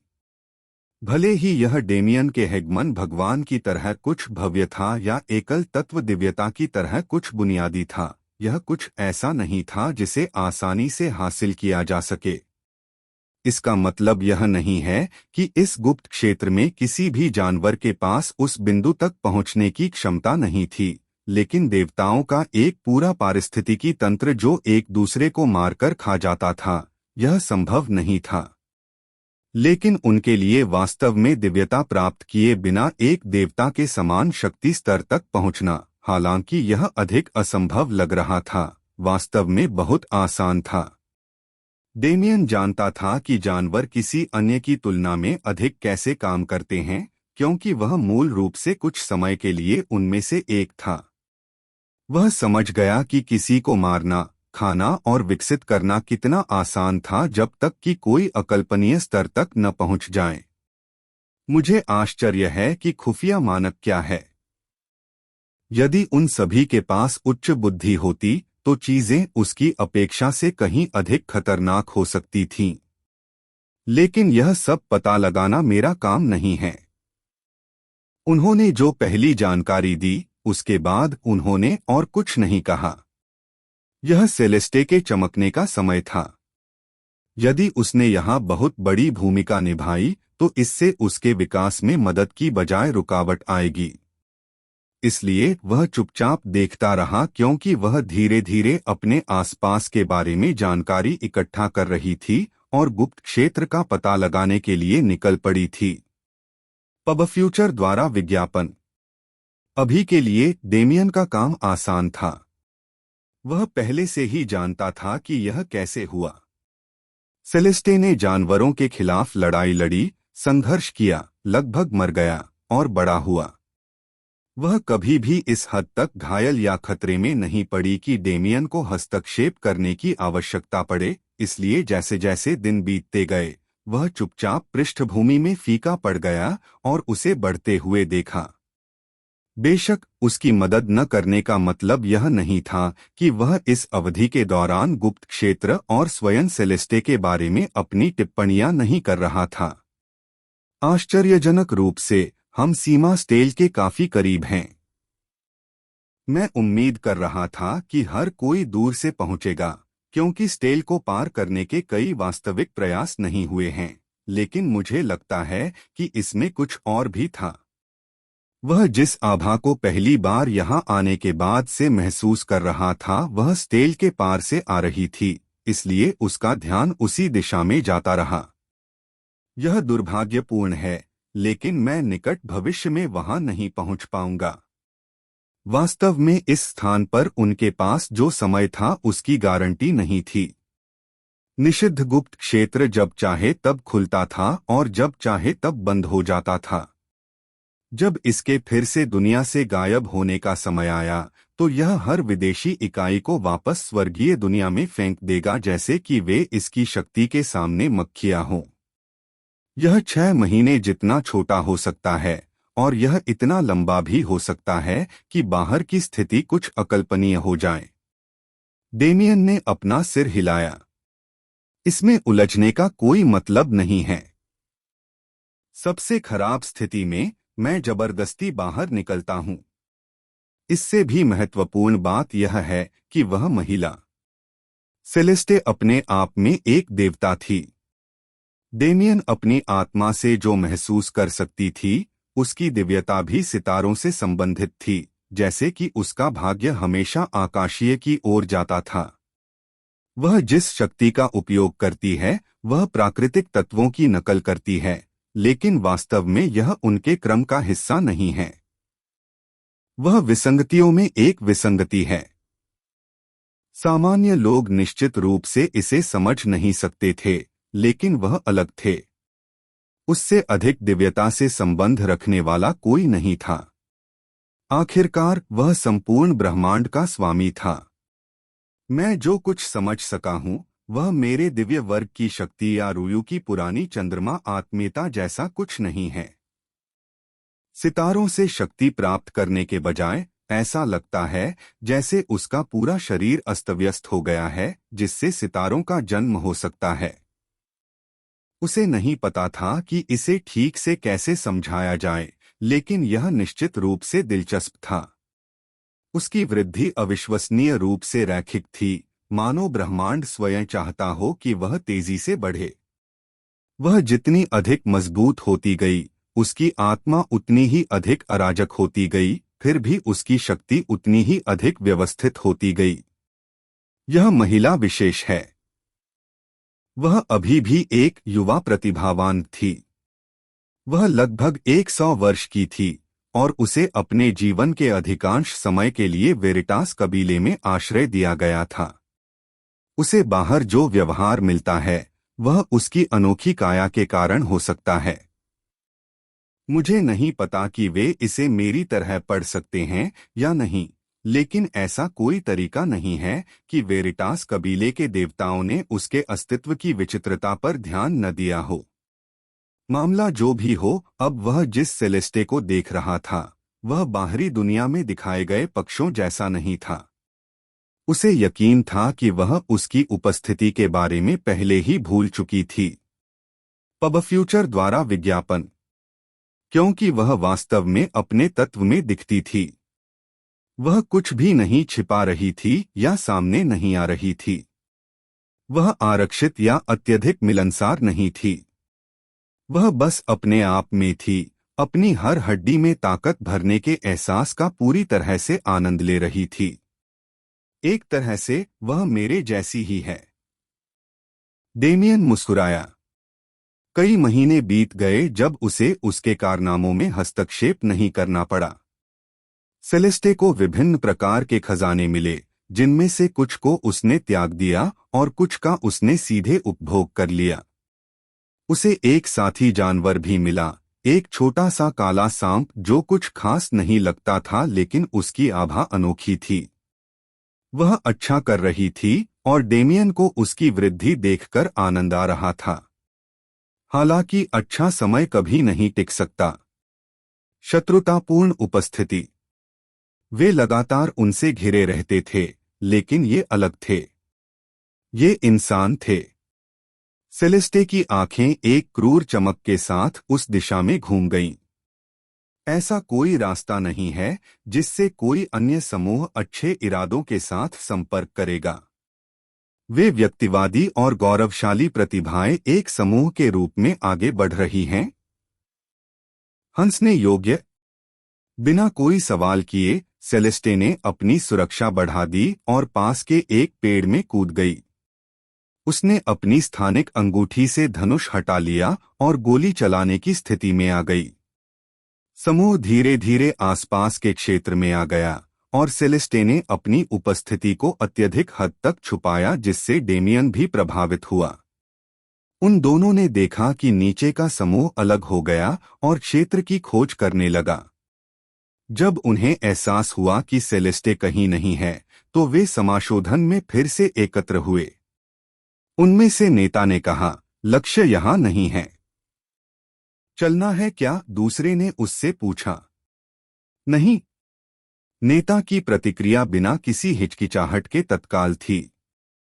हमारे आदेशों को याद रखें। यदि हम अपना मिशन पूरा नहीं कर सके तो हमें मार दिया जाएगा या क्रूरतापूर्वक प्रताड़ित किया जाएगा। यह हमारे लिए एकमात्र मौका है। उसकी आंखें कठोर हो गईं और उसके दांत पीस गए। उनके आदमियों के भाव उतने ही गंभीर हो गए जितने उनकी स्थिति पर प्रतिबिंबित हो रहे थे। उनके बचने की एक ही उम्मीद थी और नेता यह अच्छी तरह से जानता था। वेरिटास का भविष्य आज अवश्य ही गिरना चाहिए। अध्याय 1376 लक्षित 1। सेलेस्टे की तलाश में पहुंचे समूह में केवल एक ही व्यक्ति शामिल था जो पहचानने योग्य था। वह नेता थे। वह व्यक्ति जिसने बाकियों को नियंत्रित किया था। वह उन प्रतिभाओं में से एक था जो स्ट्रेया कबीले समूह के साथ दिखाई दिए थे। उनके अलावा बाकी सभी लोग ऐसे थे जिन्हें गुप्त दायरे में बिल्कुल भी नहीं रहना चाहिए था। यह लोग, उन्हें देखते ही सेलेस्टे की आंखें सिकुड़ गईं। उसकी उपस्थिति इतनी छुपी हुई थी कि वे उस पर ध्यान न दे सकें, और जैसे ही वे उसके निशानों की तलाश में वातावरण में अपना रास्ता बनाने लगे, उसने उनका पीछा किया और निरीक्षण किया। उसे पहले ही पता चल गया था कि वे स्ट्रेया कबीले से थे, और यह समझने के लिए किसी प्रतिभा की आवश्यकता नहीं थी कि उन्होंने गुप्त क्षेत्र में रास्ता खोजने के लिए कुछ बेईमान तरीकों का इस्तेमाल किया था। वे पर्याप्त बात नहीं कर रहे हैं। उसने अभी तक कार्रवाई नहीं की थी क्योंकि वह इंतजार कर रही थी कि वे कुछ उपयोगी बताएंगे, लेकिन उन्होंने जो सबसे ज्यादा किया वह उसके निशानों पर रिपोर्ट करना था। मैंने उनका ध्यान भटकाने के उद्देश्य से अन्य दिशाओं में और निशान छोड़े, लेकिन वह उन्हें आशा के अनुरूप विभाजित करने में सक्षम थी। एकमात्र समस्या जानकारी की कमी थी। वे पूरे कबीले को निशाना बना रहे हैं। मुझे बस इतना पता है। और एक तरह से उसे बस इतना ही जानना था। जब इसे इस ज्ञान के साथ जोड़ दिया गया कि स्ट्रेया कबीला इसमें शामिल था, तो और कुछ कहने की जरूरत नहीं थी। तो फिर मार ही डालो। उसने बुद्धि एकत्र करना छोड़ दिया और अपना धनुष खींच लिया। कुल 12 हैं। उसने हवा को महसूस किया और अपनी आंखें बंद कर लीं। अभी दृष्टि अप्रासंगिक थी। उसकी इंद्रियां वातावरण के साथ एकाकार हो गईं, और जिन्हें वह देखना चाहती थी उनकी स्थिति उसके लिए स्पष्ट हो गई, भौतिक इंद्रियों से भी अधिक स्पष्ट। तेज हवा, जिस तरह से पत्ते हिलते थे जैसे वे उसमें से गुजरते थे, उसके और उनके दोनों के सापेक्ष आसपास के पेड़ों की स्थिति, वह उन सभी को अंदर ले गई। और जब वह अपने धनुष की प्रत्यंचा खींचकर खड़ी हुई, तो 3 तीरों का एक सेट धीरे धीरे अपने सही स्थान पर आ गया। वे श्वेत थे, चंद्रमा के समान चमक रहे थे और चांदनी के समान अलौकिक थे। वे भारहीन थे, लेकिन सेलेस्टे अपनी उंगलियों पर उनका भार स्पष्ट रूप से महसूस कर सकती थी। और जैसे ही उसने धनुष की प्रत्यंचा छोड़ी, वे सच होकर उड़ गए। पब फ्यूचर द्वारा विज्ञापन। शिक शिक शिक। 3 तीर 3 अलग अलग रास्तों पर उड़े और 3 अलग अलग लक्ष्यों पर वार किया। एक व्यक्ति के सिर से होकर गुजरा और वायुमंडल में फैलने से पहले दूसरी ओर से बाहर आ गया, जैसे कि उसका कभी अस्तित्व ही नहीं था। दूसरा एक व्यक्ति के हृदय से होकर गुजरा और इससे पहले कि उसे पता चले कि क्या हो रहा था, उसे नीचे गिरा दिया। जबकि आखिरी ने एक व्यक्ति को अंदर मारा, उसे कंधा देकर पास के एक पेड़ पर पटक दिया। जब तक 3 तीर अपने लक्ष्य पर लगे, अन्य 3 पहले से ही हवा में घूम रहे थे। शिक शिक। उन्होंने समान 3 लक्ष्यों पर प्रहार किया। पहले 2 ने अपने लक्षित क्षेत्रों को अपने मूल लक्ष्यों पर बदल दिया, जिससे दोनों के सिर और दिल में चोटें आईं, जबकि आखिरी ने आदमी के दूसरे कंधे पर हमला किया और उसे पेड़ पर गिरा दिया, जिससे उसकी हरकतें सीमित हो गईं। अर्घ। आखिरकार तीसरे आदमी को दर्द से चिल्लाने का मौका दिया गया। पहले 2 की तुरंत मृत्यु हो गई। आखिरकार तीर कोई सामान्य लकड़ी के हथियार नहीं थे। वे शुद्ध मन से बने थे और उन अजीब कानूनों से युक्त थे जो सेलेस्टे की काया से पैदा हुए थे। उन्होंने न केवल एक व्यक्ति और उनके मन के बीच संबंध को तोड़ दिया, बल्कि उन्होंने इसकी शक्ति से उनकी आत्माओं को तब तक नष्ट कर दिया जब तक कि वे आत्माएं अवशोषित नहीं हो गईं और अपने स्वयं के तीर में बदल नहीं गईं। सेलेस्टे ने उन्हें लुप्त करने वाले तीर कहा, क्योंकि जो लोग उनके द्वारा मारे गए थे वे पूरी तरह से अस्तित्व से गायब हो जाएंगे। आमतौर पर बहुसंख्यक लोग धनुष को नीची दृष्टि से देखते थे, क्योंकि आमतौर पर ऐसा कोई मामला नहीं होता था जब एक 1 अभ्यासी को ऐसे तीर का सामना करना पड़े जिससे वे बच न सकें। लेकिन क्या हुआ जब वही तीर किसी ऐसे व्यक्ति के हाथों में दे दिए गए जो उपयोग करना जानता था उन्हें? कुछ ऐसा ही नजारा था। सेलेस्टे द्वारा जीवित छोड़े गए व्यक्ति की दहाड़े वर्षावन में गूंज उठीं, जिससे उसके समूह के अन्य लोग उसकी ओर आकर्षित हो गए। जैसे ही ध्यान उस पर केंद्रित हुआ और लोगों ने आसपास शूटर की खोज की, सेलेस्टे इस पारिस्थितिकी तंत्र के एक सच्चे मूल निवासी की निपुणता के साथ आगे बढ़ी और एक अलग स्थान पर चली गई, जहां से उसने फिर से अपना धनुष खींच लिया। क्सिउ, क्सिउ, क्सिउ, क्सिउ, क्सिउ। एक के बाद एक 9 तीर चलाए गए। वे अलग हो गए और पहले की तरह ही 6 लोगों को निशाना बनाया। सेलेस्टे ने फिर से स्थान बदला और अपना धनुष हटाने से पहले एक बार फिर इस पैटर्न को दोहराया। इस बिंदु पर समूह को अच्छी तरह से पता था कि कोई उन्हें निशाना बना रहा है और वे किसी अन्य घात का शिकार होने के लिए बहुत सतर्क थे। लेकिन वह अभी भी सेलेस्टे की योजना के अनुसार था। वैसे भी उसने कभी भी धनुष को अपने हथियार के रूप में इस्तेमाल नहीं किया। इसके बजाय वह पहले कुछ सेकंड के भीतर समूह के अधिकांश लोगों को अपंग और घायल करने में सक्षम थी। तीरों के गुणों के कारण वह क्षति धीरे धीरे खराब हो गई, जिसने उसे ऐसी स्थिति में छोड़ दिया जहां 12 के मुकाबले एक अब इतना मुश्किल नहीं लग रहा था। उसके धनुष की जगह जुड़वा खंजर आ गए और पेड़ की शाखाओं को आधार के रूप में इस्तेमाल करते हुए वह भीड़ में घुस गई और अपना नृत्य शुरू कर दिया। अर्घ पब फ्यूचर द्वारा विज्ञापन। एजीएच हेउक। दर्द की आवाजें ही एकमात्र ऐसी चीज थीं जो उसके बाद आती थीं। उसने वैसी लड़ाई नहीं की जैसी डेमियन ने पहले किसी को देखी थी। उसकी हर गतिविधि की गणना की गई थी, लेकिन कोई कठोरता नहीं थी। यह चिकना और लचीला था, फिर भी बेहद अनियमित था। कभी कभी वह हवा में होती, मन से बने छिपे हुए खंजर उसके दुश्मनों पर बरसते। कभी कभी वह जमीन पर उनके आमने सामने होती थी, लेकिन तब भी उसके पीछे हमेशा कुछ न कुछ ऐसा होता था जो उन्हें आश्चर्यचकित कर देता था। वह कभी भी एक जगह पर ज्यादा देर तक नहीं रुकती थीं।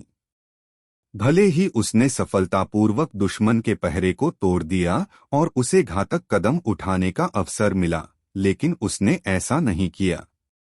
इसके बजाय वह छलांग लगा देगी और अपने आसपास के लोगों पर ध्यान केंद्रित करते हुए उन्हें अधिक निरंतर नुकसान पहुंचाएगी, उन्हें कभी मौका नहीं देगी। कुछ ही समय में 12 लोगों के समूह को घटाकर 2 कर दिया गया। वह आदमी पेड़ से चिपक गया, जिसने भयभीत होकर देखा कि उसके साथी एक एक करके गिर रहे थे, और स्ट्रेया कबीले के प्रतिभाशाली फेलिक्स स्ट्राया भी। आप।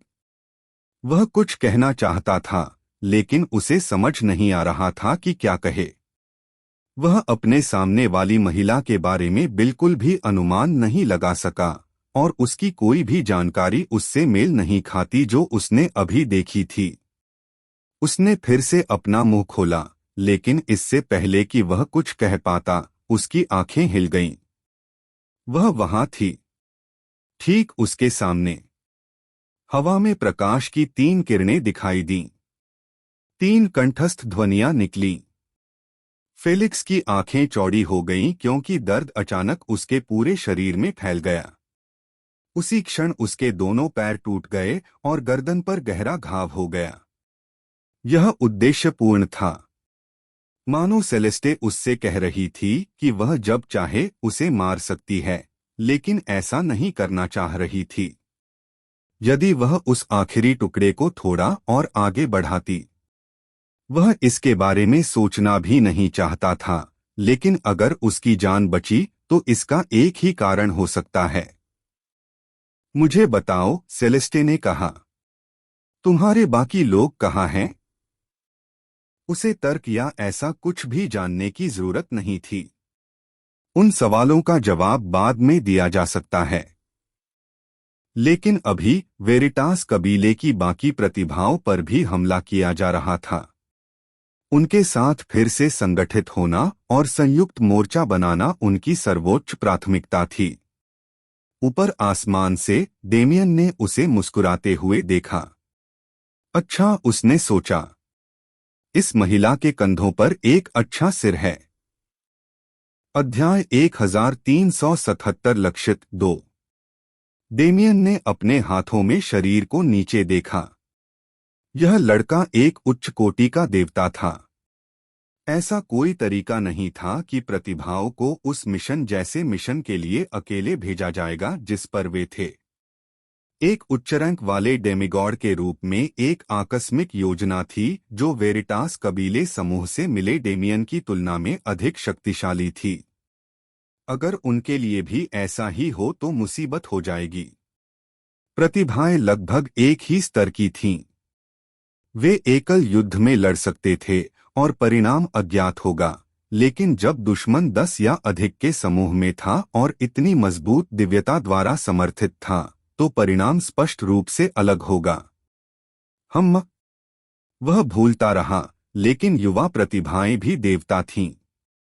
मुझे लगता है कि यहीं पर दिव्यताओं के बीच भारी अंतर सामने आता है, क्योंकि उसके हाथ में लाश जैसे लोगों के सामने सेलेस्टे जैसे लोगों को एक भी मौका नहीं मिलेगा। हालांकि वह सही दिशा में आगे बढ़ रही है। चूंकि वह अपनी ताकत इतनी अच्छी तरह छिपा रही है, वह एकमात्र ऐसी है जो दूसरों की मदद कर सकती है। सेलेस्टे निश्चित रूप से अपने साथियों की तुलना में बहुत ऊंचे स्तर पर थी। वह फेलिक्स स्ट्रेया और उसके समूह के साथ खिलवाड़ करने में सक्षम होने का कारण बिल्कुल यही था, और चूंकि डेमियन उसकी पीठ पर नजर रख रहा था, इसलिए उसे अपनी इच्छानुसार कार्य करने की स्वतंत्रता थी। जहां तक बाकियों की बात है, उनके रक्षक मजबूत हैं, लेकिन पर्याप्त मजबूत नहीं हैं। और समूह में 2 भगवान संभवतः अधिक शक्तिशाली देवताओं से लड़ रहे हैं। यह एक परेशानी वाली स्थिति थी। वेरिटास कबीला गुप्त क्षेत्र को संभालने के तरीके में अपेक्षाकृत लापरवाह था, क्योंकि इसके प्रतिबंध इतने लंबे समय से अनुलंघनीय थे।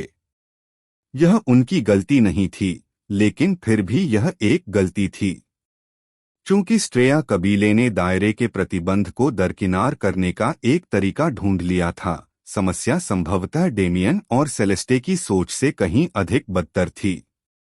अगर ऐसा है तो हमें जल्द से जल्द आगे बढ़ने की जरूरत है। उसने नीचे जमीन पर नजर डाली, जहां सेलेस्टे अपनी पूछताछ पूरी कर रही थी। उसे मरणासन्न स्ट्राइया कबीले की प्रतिभा से अच्छी मात्रा में जानकारी मिली थी, लेकिन यह बदलाव लाने के लिए पर्याप्त नहीं थी। डेमियन गायब हो गया और उसके पास फिर से प्रकट हुआ, क्योंकि उसने जीवित बचे अंतिम 2 लोगों का गला काट दिया। उसने क्या कहा? उसने पूछा। केवल सामान्य दिशा, सेलेस्टे ने उत्तर दिया। यह काफी है। मेरा मार्गदर्शन करें और हम समय पर वहां पहुंच जाएंगे।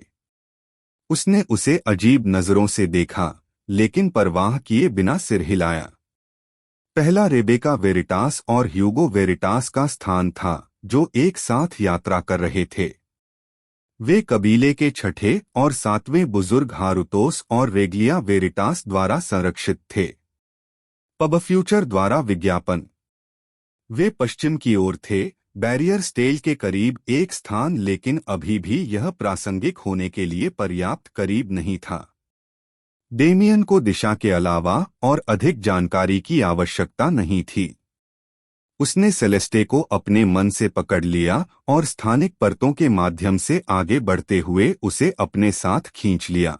उसे कवर प्रदान किया ताकि वह टेलीपोर्टेशन से प्रभावित न हो। आपका असली स्तर क्या है? जैसे ही वे आगे बढ़े, डेमियन ने पूछा। मुझे यकीन नहीं है, सेलेस्टे ने संक्षेप में उत्तर दिया। डेमियन ने सिर हिलाया। उसके लड़ने के तरीके से उसे अंदाजा हो गया कि यही मामला है। वह कानूनों का उतना उपयोग नहीं करती थी जितना उसे करना चाहिए था, लेकिन उसके कानून उसके हमलों में इतनी गहराई से समाये हुए थे कि वह एक नश्वर व्यक्ति की तरह लड़ सकती थी और फिर भी एक दिव्यता की युद्ध शक्ति दिखा सकती थी। यह एक अंतर्निहित चीज थी। सेलेस्टे का स्वयं उन कानूनों पर अधिक नियंत्रण नहीं था, लेकिन आवश्यकता पड़ने पर वे उसका समर्थन करते थे। इसलिए उसे अपनी वास्तविक ताकत के बारे में न पता होना कुछ मायने रखता था। क्या तुमने किसी को देखा जो खतरा हो सकता है? अगला प्रश्न महत्वपूर्ण था। भले ही वह अपनी शक्ति को नहीं जानती थी, फिर भी उसमें एक शिकारी की प्रवृत्ति अवश्य थी। नहीं, उसकी प्रतिक्रिया उतनी ही सरल थी, लेकिन यह पर्याप्त थी। अच्छा, जब तक मैं रक्षकों की मदद करूं, जमीन पर चीजें संभालें। जब दोनों लड़ाइयां खत्म हो जाएंगी तो हम फिर से मिलेंगे। उस वाक्य के साथ डेमियन सेलेस्टे की दृष्टि से गायब हो गया और अचानक उसका धुंधला परिवेश हथियारों के टकराने और मैना को चारों ओर फेंकने की आवाज से भर गया। वह पहले से ही युद्ध के मैदान में थी, सुविधाजनक रूप से हलचल के ऊपर एक पेड़ की शाखा पर रखी गई थी। वह आदमी, उसने अपना सिर हिलाया। वह उसकी अपेक्षा से कहीं अधिक था, लेकिन वह उससे इस बारे में बाद में पूछ सकती थी। फिलहाल उसे एक काम पूरा करना है और वह उसे बिना किसी असफलता के पूरा करेगी। जैसा कि अपेक्षित था, दोनों वेरिटास प्रतिभाएं 20 से अधिक शत्रुओं से घिरी हुई थीं, बुरी तरह लड़ रही थीं और लहूलुहान थीं। उनकी हालत के बावजूद उनके संरक्षक कहीं नजर नहीं आ रहे थे। यदि ऐसा है तो सेलेस्टे ने अपना धनुष खींचा। उसे उन्हें शोषण करने का मौका देना था। उसके बाद वह आवश्यकतानुसार हस्तक्षेप कर सकती थी। 10 तीर एक साथ हवा में घूमे। उन्होंने अपनी गतिविधियों को समकालिक किया और पक्षियों के झुंड की तरह अपने शिकार की ओर बढ़ते हुए वातावरण में नृत्य किया। नीचे की लड़ाई का उस बिंदु से बदलना तय था जहां तक आकाश में क्या हो रहा था। Boom boom boom. छत्र द्वारा निर्मित प्राकृतिक अवरोध के कारण इसे वर्षावन से नहीं सुना जा सका, लेकिन उच्च श्रेणी के देवता उक्त छत्र के ऊपर काफी युद्ध कर रहे थे।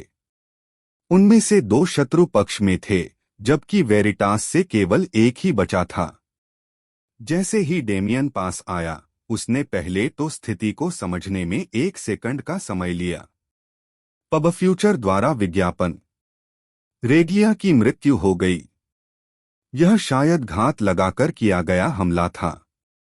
हारुतोस तब से उन्हें अपने दम पर रोके हुए है, लेकिन वह इस लड़ाई को समाप्त नहीं कर पाएगा।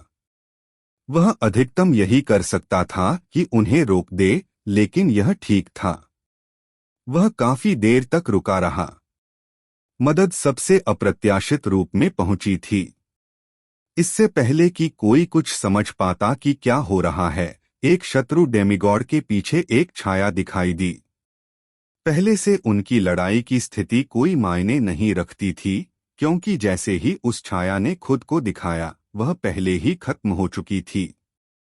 शत्रु डेमिगॉड की पीठ पर एक हाथ रखा गया था। टकराना। मन का एक स्पंदन उसके शरीर से बहकर उसकी आत्मा पर आक्रमण कर गया। दोनों एक ही पल में धूल में मिल गए और कुछ ही समय बाद एक भयानक काली शक्ति ने उन्हें निगल लिया। उच्च कोटि के देवता। वे अब डेमियन के मुकाबले के नहीं रहे। ऐसा इसलिए नहीं था क्योंकि उसकी शक्ति बढ़ गई थी। नहीं, उसकी शक्ति वृद्धि वास्तव में रुक गई थी। ऐसा इसलिए था क्योंकि अंततः उसे स्वर्गीय दुनिया के प्रवाह की आदत हो गई थी। वह इसके मन को समझता था और वह समझता था कि इसका भाग्य कैसे आगे बढ़ता है। उस ज्ञान के साथ वह अपने स्वयं के मन को इस तरह से सटीक रूप से संगठित कर सकता था जिसकी कोई अन्य देवता कल्पना नहीं कर सकता था। और उसकी शक्ति अब नई दुनिया के कानूनों द्वारा प्रतिबंधित नहीं थी। बढ़ने के बजाय वह उस स्तर पर पहुंच गया जिस दिन से उसने संत सम्राट को निगल लिया था। वह आकाश में बचे हुए अंतिम शत्रु की ओर मुड़ा। यह आपकी बारी है। उस आदमी का भाग्य उसके सहयोगी से ज्यादा बेहतर नहीं था। युद्ध के 3 सेकंड के भीतर ही उसके टुकड़े टुकड़े हो गए और उसके शरीर को एक अज्ञात शक्ति ने निगल लिया। डेमियन ने हारुतोस पर नजर डाली, जो अवाक होकर चारों ओर खड़ा था और जमीन पर देखने से पहले जो हुआ उसे संसाधित करने की कोशिश कर रहा था, जहां सेलेस्टे एक बार फिर अपनी लड़ाई खत्म करने की प्रक्रिया में थी। इतना खराब भी नहीं। पैमाना अलग था, लेकिन वह लगभग उसके साथ तालमेल बिठा रही थी। कम से कम यह कहना प्रभावशाली था। मैं लगभग उसे एक शिष्य के रूप में लेना चाहता हूं, लेकिन यह दूसरी बार की बात है।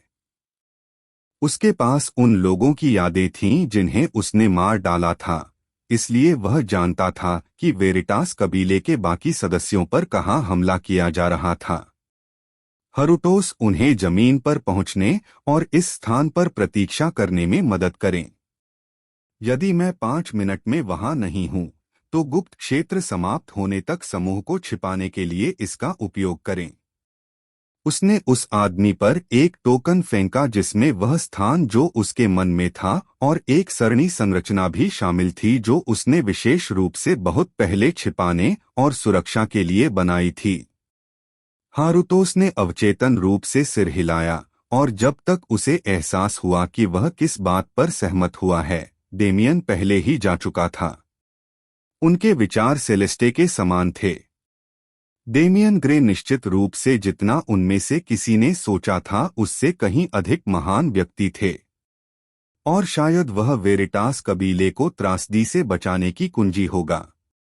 अध्याय 1378 सच्चे देवता 1। डेमियन सबसे पहले टेलारियस और उसके साथ आई प्रतिभा के पीछे गया। वह उनमें से अंतिम देवता थे। उस बिंदु से जो बचे रहेंगे वे देवता होंगे। क्या मैं उन्हें ले सकता हूं? डेमियन को विश्वास था कि वह अधिकांश देवताओं से अधिक शक्तिशाली है, लेकिन देवताओं के बारे में क्या? उनसे संबंधित लोगों के साथ निकटता से काम करने के बावजूद वह वास्तव में पहले किसी भगवान के साथ सीधे टकराव में नहीं आए थे।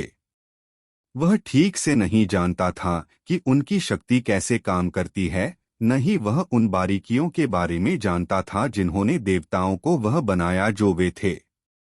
किसी भी तरह मुझे यह करना ही होगा। उसे नहीं पता होगा कि वहां पहुंचने तक उसे कार्य करना होगा या नहीं, लेकिन यदि वह ऐसा नहीं भी करता तो उसके लिए यह देखना अच्छा होगा कि वह स्वर्गीय दुनिया में पहुंचने के बाद से क्या देखना चाहता था। सच्चा ईश्वरत्व। टेलारियस और जिस युवा प्रतिभा की वह रक्षा कर रहा था, उसे बचाते समय वह इसके बारे में सोचता रहा। उसने हरकतों पर गौर किया और उन पर ज्यादा ध्यान नहीं दिया, बस उन्हें हारुतोस और सेलेस्टे की ओर भेज दिया। भगवान की उपाधि दिया जाना बहुत बड़ी बात थी, विशेषकर डेमियन को जो पृथ्वी पर पलाबधा है। उस स्तर के बारे में उनकी धारणा ऐसे प्राणियों की थी जो सर्वशक्तिमान थे, ऐसे लोग जो लोगों से ऊपर थे। उन्हें समाज में रहते हुए और नियमित नेताओं के रूप में कार्य करते हुए देखकर डेमियन कल्पना नहीं कर सका कि ये वही लोग हैं जिन्हें उनके गृह जगत में आदर्श माना गया और पौराणिक शख्सियतों में बदल दिया गया। लेकिन कुछ तो होना ही था। N0V3 LTR0V ने N0V3 LB1N पर इस अध्याय की रिलीज के लिए मूल होस्ट के रूप में कार्य किया। उन्होंने इस बात पर विश्वास करने से इनकार कर दिया कि ब्रह्मांड इस तरह के शब्द का उपयोग करने के औचित्य के बिना लोगों को सच्चे भगवान की उपाधि देगा। वह जानता था कि वे कहाँ थे, और वह जानता था कि उन्हें किन विरोधियों का सामना करना पड़ेगा। इसलिए वह बिना किसी हिचकिचाहट के वहां चला गया। उसकी जिज्ञासा चरम सीमा पर पहुंच गई। वह करोड़ों मील दूर से दुनिया की गड़गड़ाहट को महसूस कर सकता था। यह कोई भौतिक कंपन नहीं था, बल्कि मन में एक प्रतिक्रिया थी जिससे सभी चीजें बनी। यह गूंज रहा है। ये युद्ध के माध्यम से उत्पन्न यादृच्छिक कंपन नहीं थे। आक्रामक मन की विघटनकारी शक्ति के कारण यह अराजक या अव्यवस्थित नहीं था, बल्कि यह उस दूरी पर मौजूद कुछ लोगों के साथ सामंजस्य और प्रतिध्वनि कर रहा था। डेमियन ने खुद को वास्तविकता की तहों में छिपा लिया। उन्होंने अस्तित्व के अधिकार का इस्तेमाल अपनी पूरी क्षमता से खुद को छिपाने के लिए किया, और अपनी सर्वश्रेष्ठ क्षमता से तैयारी करने में कुछ मिनट लगाने के बाद डेमियन उनके करीब चला गया जब तक कि वह अंततः उन्हें देख नहीं सका। पब फ्यूचर द्वारा विज्ञापन। आकाश में उनमें से 4 थे। देवताओं के विपरीत देवता एक प्रयोज्य शक्ति नहीं थे। वे समस्या को हल करने के लिए संख्याओं का सहारा नहीं ले सके। इसलिए स्ट्रेया कबीले द्वारा भेजे गए देवताओं की संख्या वही थी जिनका वे सामना कर रहे थे, लेकिन वे यह सुनिश्चित करने के लिए पर्याप्त मजबूत थे कि वेरिटास कबीले के बड़े बुजुर्ग आज जीवित नहीं बच पाएंगे। वे चारों आकाश में एक दूसरे के सामने खड़े थे। वे कोई विशेष कदम नहीं उठा रहे थे, लेकिन मन अभी भी ऐसा व्यवहार कर रहा था मानो वे काफी समय से लड़ रहे हों। नीचे के वर्षावन में वेरिटास कबीले के युवा मास्टर और युवा महिला रोमुलस वेरिटास और रेवा वेरिटास अन्य प्रतिभाओं की तुलना में कहीं अधिक बड़े समूह से लड़ रहे थे। वे ज्यादा घायल नहीं लग रहे हैं। लड़ाई पहले से ही कई मिनटों तक चलनी चाहिए थी, लेकिन 50 से अधिक दुश्मनों से घिरे होने के बावजूद दोनों को सतह स्तर पर कुछ कटौती और खरोंच के अलावा कोई चोट नहीं आई। मैं एक क्लोन भेजूंगा, लेकिन जब तक स्थिति बिगड़ने न लगे मुझे कुछ भी करने की जरूरत नहीं है। मन का एक टुकड़ा डेमियन के शरीर से अलग हो गया और हार्मोनिक परिवेश मन के माध्यम से अदृश्य रूप से जमीन पर गिर गया, ताकि देवताओं को इसकी उपस्थिति का एहसास न हो। जैसे ही क्लोन जमीन पर पहुंचा और उसे दिए गए आदेशों पर कार्य करना शुरू कर दिया, डेमियन ने देवताओं पर ध्यान केंद्रित किया। वे आगे क्यों नहीं बढ़ रहे हैं? वे बात नहीं कर रहे थे या संघर्ष नहीं कर रहे थे, इसलिए यह थोड़ा भ्रमित करने वाला था, लेकिन कुछ निश्चित रूप से हो रहा था। सामंजस्यपूर्ण मन 2 अलग अलग दिशाओं में बह रहा है। वह जिस धारा में था वह उसके पीछे से समूह की ओर बढ़ गई। वह वेरिटास ग्रैंड एल्डर्स के पीछे खड़ा था, इसलिए यह शुद्ध और बिना किसी दोष के प्रकृति से परे प्राकृतिक लग रहा था। हालांकि उसे अब इसका एहसास हो गया था कि वह करीब था। स्ट्रेया कबीले के देवताओं के पीछे का मन विपरीत दिशा में बह रहा था, उनकी ओर बढ़ रहा था और उनके बीच की जगह में वेरिटास देवताओं के मन से टकरा रहा था। वे मन भी एक ही प्रकार के नहीं हैं। यहाँ यह दुनिया के परिवेशीय मन जैसा महसूस होता है, लेकिन उस तरफ यह कहीं अधिक अराजक है, लगभग रसातल के समान। मैं इसे नहीं देख सकता। चाहे उसने कितनी भी कोशिश की, वह कुछ नहीं कर सका। मैं इसे क्यों नहीं देख सकता? यह उसकी क्षमताओं के कारण नहीं था। भौतिक अस्तित्व की तरह ही उसका ईथर अस्तित्व पर भी नियंत्रण था। इस दुनिया में ऐसा कुछ भी नहीं होना चाहिए था जो उसकी आंखों से छिप सके जब तक कि शक्ति का अंतर इतना बड़ा न हो। क्या यही वह चीज है? वह नहीं चाहता था कि यह इतना सरल हो। वह नहीं चाहता था कि यह केवल ताकत का अंतर हो। या शायद यह ताकत की बात ही नहीं है। शायद यह लीग का मामला था। शायद उसकी अस्तित्व की स्थिति आवश्यक स्तर तक नहीं पहुंची थी। लेकिन मैं जानता हूं कि मैं यह कर सकता हूं। पब फ्यूचर द्वारा विज्ञापन। अस्तित्व की स्थिति अब उसके लिए कोई मायने नहीं रखती थी। शून्य काया उसमें पूरी तरह विलीन हो गई थी। अब उसे ब्रह्मांड के शिखर से अलग करने वाली कोई सीमा नहीं होनी चाहिए थी। नहीं, वह अहंकार है। भले ही मुझे शून्य ने स्वीकार कर लिया हो, फिर भी मुझे उस तक पहुंचने से पहले कुछ रास्ता तय करना होगा। हालांकि एक रास्ता था, उसे दुनिया के साथ एक होना था और पूर्ण धारणा का उपयोग करना था। उसे शून्य ऊर्जा से सब देखने वाली आंखों को मजबूत करना था। अपनी धारणा को बढ़ाने के लिए उसे अपनी शक्ति में सब कुछ करना पड़ा। उसने यही किया। उनकी मानसिक स्थिति एक बिल्कुल नए स्तर पर पहुंच गई जिसे उन्होंने पहले कभी अनुभव नहीं किया था।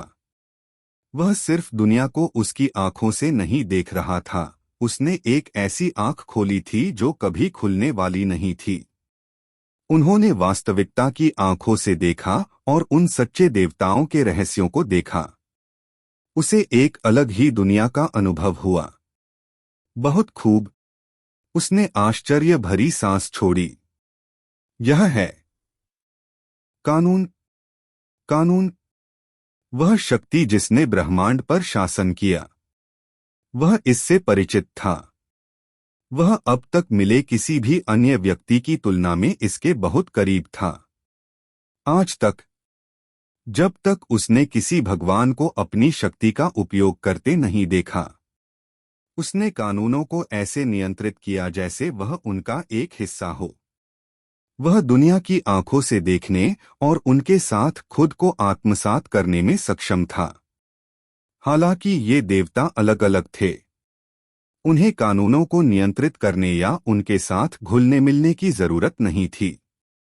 कानून सक्रिय रूप से उनकी इच्छा का पालन करते थे। दुनिया के मन ने एक नौकर की तरह काम किया जो अपने मालिक की प्रतीक्षा कर रहा था। वे सच्चे शासक थे, कानूनों पर अधिकार के सच्चे स्वामी थे। यह एक ऐसा स्तर था जिसकी डेमियन ने कई बार कल्पना की थी। जब वह शून्य से बात कर रहा था तो उसने शिखर पर झांका था। बात सिर्फ इतनी थी कि उसके पास यह समझने का कोई तरीका नहीं था कि उस शिखर का क्या मतलब है, क्योंकि वह अभी तक इसके करीब भी नहीं था। यह सबसे निकटतम प्रतिनिधित्व था जो उसने पहले देखा था। ये देवता कानूनों से ऊपर थे और अपनी इच्छानुसार कानूनों का उपयोग करते थे। वे ऐसी अवधारणाएं अपना सकते थे जैसे कि उनकी कोई सीमा नहीं है और कानूनों को बिल्कुल कुछ भी बना सकते हैं। और जैसे ही डेमियन ने देखा, एक विचार मन में आया। मैं भी ऐसा कर सकता था। अध्याय 1379 सच्चे देवता 2। यह एक सहज विचार था। डेमियन को अचानक ऐसा लगा जैसे वह जगह उससे ज्यादा दूर नहीं है। उसके पास निश्चित रूप से वहां जाने के लिए शुद्ध योग्यता नहीं थी, लेकिन उसने सोचा कि वह इसे वैसे भी कर सकता है। उसे तो बस हकीकत की आंखों को अपना बनाना था। यदि उसकी वर्तमान बोधगम्य क्षमता आदर्श बन जाती है और उसे मन के साथ आत्मसात करने का समय दिया जाता है, तो वह स्तर उसकी दया पर होगा। वह आश्वस्त था, लेकिन अभी नहीं। अब उसे देखने और उसके स्वरूप को समझने की क्षमता केवल उन्हीं में थी। स्वर्गीय देव विमान, यही इसका नाम था। हेवेनली गॉड प्लेन एक वैकल्पिक वास्तविकता की तरह था। यह केवल ईश्वरीय युद्ध के लिए अस्तित्व में था और किसी अन्य अवसर पर इसका दौरा नहीं किया जा सकता था। वास्तविकता के प्रतिबिंब की तरह होने के बजाय यह बमुश्किल पहले स्थान पर अस्तित्व में था। डेमियन को यह समझ में आने लगा कि भगवान सभी से इतने ऊंचे क्यों हैं, क्योंकि उसने अपनी आंखों से इसका पता लगाया। जब उनकी दिव्यता एक निश्चित बिंदु तक मजबूत हो जाएगी तो उन्हें स्वचालित रूप से इस स्थान तक पहुंच प्राप्त होगी। उसके बाद अगर उन्हें किसी दूसरे भगवान के खिलाफ अपनी शक्ति का इजहार भी करना हो तो उन्हें यहाँ आना पड़ता था। यह आवश्यक रूप से कोई प्रतिबंध नहीं था। सच्चे देवता अपनी इच्छानुसार अपनी शक्ति दिखा सकते थे और यदि वे प्रसन्न होते तो स्वर्गीय दुनिया में लड़ सकते थे, लेकिन मन ने उनकी उपस्थिति पर जिस तरह से प्रतिक्रिया की, उसके कारण ऐसा करना मुश्किल था। भले ही वे सक्रिय रूप से ऐसा न करें, आसपास के कुछ दसियों लाख किलोमीटर के सभी मन उनके अस्तित्व से संकेतित होंगे और उनके द्वारा उपयोग किए जाने वाले किसी भी हमले का हिस्सा बन जाएंगे।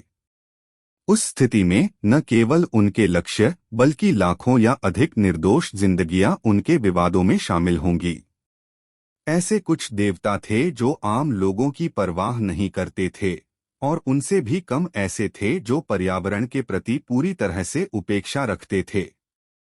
इसलिए वे स्वर्गीय ईश्वर विमान में लड़े। क्या उनके पास ऐसा न करने का कोई कारण था? यहाँ तक कि क्रूर देवताओं के लिए भी अपनी सर्वश्रेष्ठ क्षमता दिखाने और अपने प्रतिद्वंद्वी को हर तरह से कुचलने का मौका स्वर्गीय गॉड प्लेन ने उन्हें दिया था। यह ऐसा मौका नहीं था जिसे वे सिर्फ अपनी शक्ति दिखाने के लिए छोड़ देते। आम प्राणियों के लिए हालांकि इसका मतलब यह नहीं था कि देवताओं के बीच सभी लड़ाइयां स्वर्गीय ईश्वरीय स्तर पर हुई। यदि समान शक्ति के दो देवताओं ने स्वर्गीय देव विमान के लिए इतनी कड़ी लड़ाई की कि उन्हें समायोजित करना बंद कर दिया जाए, यदि उस लड़ाई को वास्तविक दुनिया में मजबूर किया गया, ऐसी स्थितियां ही उनके नीचे के लोगों को देवताओं की पूजा करने का कारण खोजने की अनुमति देती थीं। पब फ्यूचर द्वारा विज्ञापन। ऐसी स्थितियां मिथकों और किंवदंतियों का स्रोत थीं। वैसे भी हेवनली गॉड प्लेन में मौजूदा ताकतें जिनका अवलोकन डेमियन कर रहा था, वे वेरिटास कबीले के दो देवता और स्ट्रेया कबीले के दो देवता थे। उनकी लड़ाई धुंधली थी। जब तक वह बिना किसी प्रतिबंध के स्वर्गीय देव विमान में प्रवेश करने की शक्ति हासिल नहीं कर लेता, तब तक वह अनिवार्य रूप से उन्हें बाहर नहीं कर सका। लेकिन बाहर से देखने की उसकी वर्तमान बोधगम्य क्षमता से वह कम से कम यह देख सकता था कि कानून का प्रवाह कैसे बदलता है। वेरिटास ग्रैंड एल्डर्स अच्छा प्रदर्शन कर रहे हैं, लेकिन वास्तव में उनके पास कोई मौका नहीं है। इसे शुरू से ही इसी तरह डिजाइन किया गया था। उनके विरोधी उन्हें मारने के उद्देश्य से चुने गए लोग थे। यह कभी भी बराबरी की लड़ाई नहीं थी। जमीन पर भी वैसा ही था। समय बीतने के साथ रोमुलस और रेवा वेरिटास अधिक संघर्ष कर रहे थे। 50 दुश्मनों को मारकर 30 कर दिया गया था, और यह संख्या धीरे धीरे कम हो रही थी, लेकिन उनमें से केवल 2 ही थे। उन्हें आराम करने और अपने मन को पुनः प्राप्त करने का अवसर नहीं मिला। उन पर लगातार दबाव डाला जा रहा था, और उनके दुश्मनों के हमलों की अंतहीन प्रकृति के कारण उनकी मानसिक स्थिति भी खत्म हो रही थी।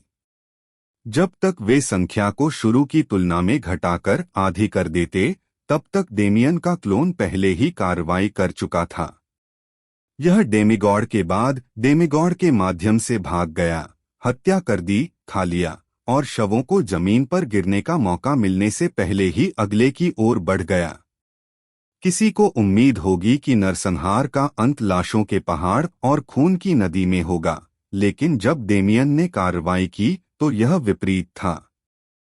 न केवल जिन्हें उसने मारा, बल्कि जो लोग पहले अपनी जान गंवाने के बाद जमीन पर पड़े थे, उन्हें भी काले झुंड ने निगल लिया, जिससे युद्ध का मैदान युद्ध शुरू होने से पहले की तुलना में अधिक साफ हो गया। लेकिन शायद वह अधिक भयावह था, क्योंकि भले ही उन्हें बचाया जा रहा था, वेरिटास कबीले के 2 भावी नेता ऐसा करने वाले से अपनी आत्मा में भयभीत थे। आखिरकार, जबकि अन्य देवता शून्य की वास्तविक प्रकृति को नहीं समझ सकते थे, वे उसके आतंक को बिल्कुल महसूस कर सकते थे जब उसने अपने नुकीले दांतों को उनके इतने करीब दिखाया। जमीन पर डेमियन ने अपेक्षाकृत आसानी से स्थिति को नियंत्रित किया, और जैसे ही वह 2 वेरिटास प्रतिभाओं को अस्थायी रूप से अभयारण्य के एक अलग हिस्से में ले गया, आकाश में उसके मुख्य शरीर ने भी काम किया। मैं उनकी संख्या के बारे में निश्चित नहीं हूं, लेकिन 2 देवताओं की हानि निश्चित रूप से दुखदायी होगी। प्रतिभाओं को बचाना प्राथमिकता थी, लेकिन कबीले के पास वर्तमान में मौजूद युद्ध शक्ति को संरक्षित करना भी महत्वपूर्ण था, ताकि उन प्रतिभाओं को उचित रूप से बढ़ावा दिया जा सके। वह पूरी निश्चितता के बिना इसमें शामिल होना नहीं चाहता था, लेकिन साथ ही मैं सचमुच अपनी मदद नहीं कर सकता। मैं जानना चाहता हूं कि क्या होता है। वह स्वर्गीय ईश्वरीय विमान में नहीं था। हो सकता है कि ऐसी स्थिति जहां वास्तविक दुनिया में भगवान का शरीर क्षतिग्रस्त हो गया हो, जब वे स्वर्गीय भगवान के विमान में थे, ज्यादातर मामलों में नगण्य होने के लिए काफी दुर्लभ था। हालांकि मैं ज्यादातर मामले नहीं हूं। डेमियन एक अद्वितीय अस्तित्व था जो पहले से ही अधिकांश अन्य देवताओं की तुलना में अधिक मजबूत था। वह नहीं जानता था पब फ्यूचर द्वारा विज्ञापन, लेकिन वह वास्तव में इसका पता लगाना चाहता था। वह एक सच्चे ईश्वर को कितना नुकसान पहुंचा सकता है। यह उसके लिए पीछे हटने का समय नहीं था। वह वेरिटास देवताओं से दूर चला गया और स्ट्रिया कबीले के दोनों के पीछे आ गया। जैसा कि उसने पहले महसूस किया था, आसपास का मन दूसरी तरफ की किसी भी चीज की तुलना में कहीं अधिक अराजक और विनाशकारी था, लेकिन यह उसके लिए बेहतर था। शत्रु की अपेक्षा के विपरीत इस प्रकार के मन ने केवल उसकी शक्ति को बढ़ाया। वह दोनों देवताओं के पीछे चला गया और अपना लक्ष्य चुन लिया। ऐसा लगता है कि वही सबसे ज्यादा परेशानी पैदा कर रहा है। वे दोनों एक पुरुष और एक महिला थे। उनमें से पुरुष अधिक मजबूत दिख रहा था, लेकिन डेमियन ने हेवनली गॉड प्लेन में जो देखा, उससे पता चला कि महिला ही लड़ाई में सबसे अधिक योगदान दे रही थी। तब वह सीधे उसके पीछे था, लेकिन वह उसे समझ नहीं पाई। क्या ऐसा इसलिए था क्योंकि उसका दिमाग एक अलग स्तर पर था, या उसका छिपाव इतना ही अच्छा था? यह संभवतः दोनों का संयोजन था, लेकिन डेमियन ने इसके बारे में सोचने में ज्यादा समय नहीं बिताया। उसने अपनी भुजाएं ऊपर उठाईं और अपने हाथ उसके सिर के दोनों ओर घुमाए। उन्होंने शून्य ऊर्जा को अपनी हथेलियों में इकट्ठा किया और उसे अपनी इच्छानुसार रूपांतरित किया। विनाश, मृत्यु और बिजली, वे तीन कानून थे जिन्हें उन्होंने अस्तित्व के अधिकार के साथ शामिल किया था, जो उन सभी को नियंत्रित करता था। उसकी उंगलियों पर उभरी काली शक्ति अराजकता का प्रतीक थी। यह उसके शस्त्रागार में सभी सबसे विनाशकारी शक्तियों का एक संयोजन था। एक हमला उसके लिए केवल अब संभव था क्योंकि वह एक देवता के रूप में अपनी शक्ति से सुसज्जित हो गया था। उसने अपनी उंगलियां मोड़ी और एक गहरी सांस ली। उसकी शक्ति एकत्रित हो गई। उसके मन को दुनिया से छिपाना कठिन हो गया। जिस भगवान को वह निशाना बना रहा था, उसने उसकी उपस्थिति को देख लिया, लेकिन वह पहले से ही आगे बढ़ रहा था। उसने अपने हाथों को बगल में पटक दिया, जिससे उसका सिर उनके बीच में दब गया। और एक बार जब उसने संपर्क बनाया, तो उसने अपने द्वारा एकत्र की गई सारी ताकत ढीली कर दी। परिणाम कुछ मजिस्ट्रियल था। अध्याय 1380 सच्चे देवता 3। हेवेनली गॉड प्लेन एक अलौकिक विमान था, जिसका मतलब था कि जब देवता युद्ध के लिए वहां जाते थे, तो वे अपने नश्वर गोले वास्तविक दुनिया में छोड़ देते थे। यह आवश्यक रूप से बुरी बात नहीं थी। एक सच्चे ईश्वर की आत्मा प्रभावी रूप से उनका सच्चा शरीर थी, इसलिए एक भौतिक आवरण को उनके लिए एक अवरोधक माना जा सकता है। हालांकि यह अभी भी आवश्यक था, क्योंकि जब तक कोई व्यक्ति सच्चे ईश्वरत्व के उच्चतम स्तर तक नहीं पहुंच जाता, तब तक उसकी आत्मा में लंबे समय तक भौतिक बर्तन के बिना मौजूद रहने की क्षमता नहीं होती। आखिरकार आत्माएं नाजुक थीं। इससे कोई फर्क नहीं पड़ता कि वे कितनी शक्ति उत्पन्न कर सकते थे। अगर वे एक या दो हमलों में बिखर सकते थे, तो इसका क्या मतलब था? जब प्रत्येक देवता स्वर्गीय देव विमान में प्रवेश करते थे, तो उन्हें कई तरह की सुरक्षा करनी पड़ती थी। उनके भौतिक शरीर बिना सुरक्षा के नहीं रह सकते थे, और यदि वे घायल हुए, तो क्षति उनकी आत्माओं पर भी पड़ेगी। इसलिए चाहे वह मन के माध्यम से हो या भौतिक सामग्रियों के माध्यम से, हमेशा परतों पर परतें होती थीं जो देवताओं के भौतिक शरीर को किसी भी बाहरी ताकत से रोकती थीं। हालांकि डेमियन के सामने वे बचाव कागज पतले थे। वह पहले से ही जानता था कि मन के साथ कैसे घुलना मिलना है। जब वह आगे बढ़ता था तो वह परिवेशीय ऊर्जा के साथ पूर्ण तालमेल के साथ इस हद तक चलता था कि उससे कुछ फीट की दूरी पर मौजूद देवता भी उसकी उपस्थिति को महसूस नहीं कर पाते थे। वह पहले से ही जानता था कि मन के साथ कैसे घुलना मिलना है। जब वह आगे बढ़ता था तो वह परिवेशीय ऊर्जा के साथ पूर्ण तालमेल के साथ इस हद तक चलता था कि उससे कुछ फीट की दूरी पर मौजूद देवता भी उसकी उपस्थिति को महसूस नहीं कर पाते थे। और जब उसने आक्रमण किया तो सीधे शत्रु भगवान के सिर पर कालेपन की उस अत्यंत विनाशकारी शक्ति का प्रयोग किया। प्रभावों की कल्पना की जा सकती है।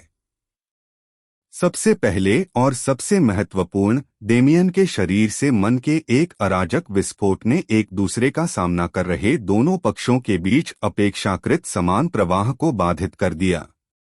स्वर्गीय गॉड प्लेन में प्रवेश करने से पहले उन्होंने जो संतुलन बनाया था वह टूट गया था और वे सभी एक दूसरे से दूर फेंक दिए गए क्योंकि पलटाव ने उन पर प्रहार किया और उन्हें स्वर्गीय गॉड प्लेन से बाहर खींच लिया। यह वेरिटास देवताओं के लिए अपेक्षाकृत कम हानिकारक था क्योंकि उन पर सीधे हमला नहीं किया गया था। इसलिए एक बार जब वे जाग गए और अपने शरीर को स्थिर करने के लिए 1 सेकंड का समय लिया तो उन्हें कई समस्याएं नहीं हुईं। हालांकि विरोधी देवताओं के लिए उनमें से एक व्यक्ति को उन पर हमला करने वाली रहस्यमय आकृति से निकलने वाली शक्ति की तरंगों द्वारा कई 100 किलोमीटर पीछे फेंक दिया गया था। उसे कई आंतरिक घाव थे, बहुत गंभीर नहीं थे, लेकिन उसे कुछ सेकंड के लिए रोकने के लिए काफी थे। और जिस महिला पर हमला हुआ, स्वाभाविक रूप से वह आसानी से निकल नहीं सकती थी। उसके सिर की त्वचा पूरी तरह से जल गई थी और नीचे की मांसपेशियां और हड्डियां विश्वास से परे जख्मी हो गई थीं। उसके शरीर को हिलने का मौका नहीं दिया गया क्योंकि डेमियन ने उसे अपनी जगह पर पकड़ रखा था। इसलिए उस पर पड़ने वाला सारा बल बिना किसी बाहरी सहायता के सीधे जमा हो गया। पब फ्यूचर द्वारा विज्ञापन। इसकी वजह से वह आंतरिक घावों से भर गई थी और यहाँ तक कि उसका मन भी भयंकर रूप से पलटाव कर रहा था, जिससे उसके अंगों को लगातार नुकसान हो रहा था। उसकी आत्मा बेहतर स्थिति में नहीं थी। चूंकि उसे भौतिक शरीर की चोटों का एक हिस्सा प्राप्त हुआ था, इसलिए वह इस हद तक अपंग हो गई थी कि वह एक देवी से अलग नहीं रह गई थी। वह खतरनाक रूप से घायल हो गई थी। यहाँ तक कि जब वह दर्द से चिल्लाती रही और अपने भीतर की उग्र ताकतों को काबू करने की कोशिश करती रही, तब भी वह अपने दुश्मन की पहचान नहीं कर पाई। इतना खराब भी नहीं। उपरोक्त सभी घटनाएं घटित होने से पहले ही डेमियन पीछे हट गया। वह महिला भगवान की स्थिति को बनाए रखने के लिए एक क्लोन का उपयोग कर रहा था ताकि उसे अधिकतम संभव क्षति पहुंचाई जा सके, और फिर भी वह क्लोन जल्द ही प्राकृतिक रूप से निकलने वाली ऊर्जा से टूट गया था। मुझे पता था कि मैं नुकसान पहुंचा सकता हूं, लेकिन मुझे उम्मीद नहीं थी कि यह इतना अच्छा होगा। Heavenly god plane mechanic Damien के लिए ईश्वरीय शत्रुओं को पंगु बनाने का एक शानदार तरीका था, कम से कम अगर वह इस उदाहरण को एक उदाहरण के रूप में देखता। हालांकि वह जानता था कि यह सच नहीं है। यदि वे इतने नाजुक होते तो वे पहले स्थान पर हेवनली गॉड प्लेन का उपयोग नहीं करते। या तो मैं जितना मैंने सोचा था उससे भी अधिक विचित्र हूं, या डेमियन की आंखें सिकुड़ गईं। ये देवता अपनी शक्ति के स्तर में सबसे निचले पायदान पर हैं। उत्तरार्ध की संभावना कहीं अधिक थी, क्योंकि यदि वे निम्नतम श्रेणी के देवता नहीं होते तो वेरिटास और स्ट्रिया जैसे महान कुल भी उन्हें इस तरह के ऑपरेशन के लिए डिस्पोजेबल के रूप में उपयोग करने के लिए तैयार नहीं होते। आखिरकार भले ही स्ट्राइया कबीला यहां सफल हो गया, उन्हें किसी तरह अपने अपराधों के लिए जवाब देना होगा। यदि उन्होंने स्थिति को अच्छी तरह से नियंत्रित किया तो इन देवताओं की बलि देना उनके लिए बढ़त बनाए रखते हुए अधिक प्रतिशोध से बचने का सबसे अच्छा तरीका था। शायद शुरू से ही उनकी यही योजना थी। अगर ये सिर्फ बलि का बकरा है तो डेमियन आश्चर्यचकित रह गया, क्योंकि उसे इस बात की झलक मिली कि सबसे शक्तिशाली देवता कितने शक्तिशाली हो सकते हैं। हालांकि वह लंबे समय तक उस रवैये को बरकरार नहीं रख पाए। वहां कौन जाएगा? शत्रुओं के बीच पुरुष देवता ने दहाड़ लगाई और अपना मन ढीला कर दिया। परिवेशीय मन बाधित हो गया और डेमियन की स्थिति दुनिया के सामने प्रकट हो गई। जैसा कि मैंने सोचा था, जब वे वास्तविकता में मौजूद हैं तो मैं उनसे छिप नहीं सकता। डेमियन को लगा कि ऐसा होगा, लेकिन यह अभी भी उसकी योजना का हिस्सा था। क्या आपने ही ऐसा किया है? उस आदमी ने सवाल किया। पब फ्यूचर द्वारा विज्ञापन। और अगर मैं हूं तो क्या होगा? डेमियन ने मुस्कुराते हुए जवाब दिया। तो फिर तुम्हें पहले मरना होगा। वह आदमी बिना किसी हिचकिचाहट के डेमियन की ओर बढ़ा।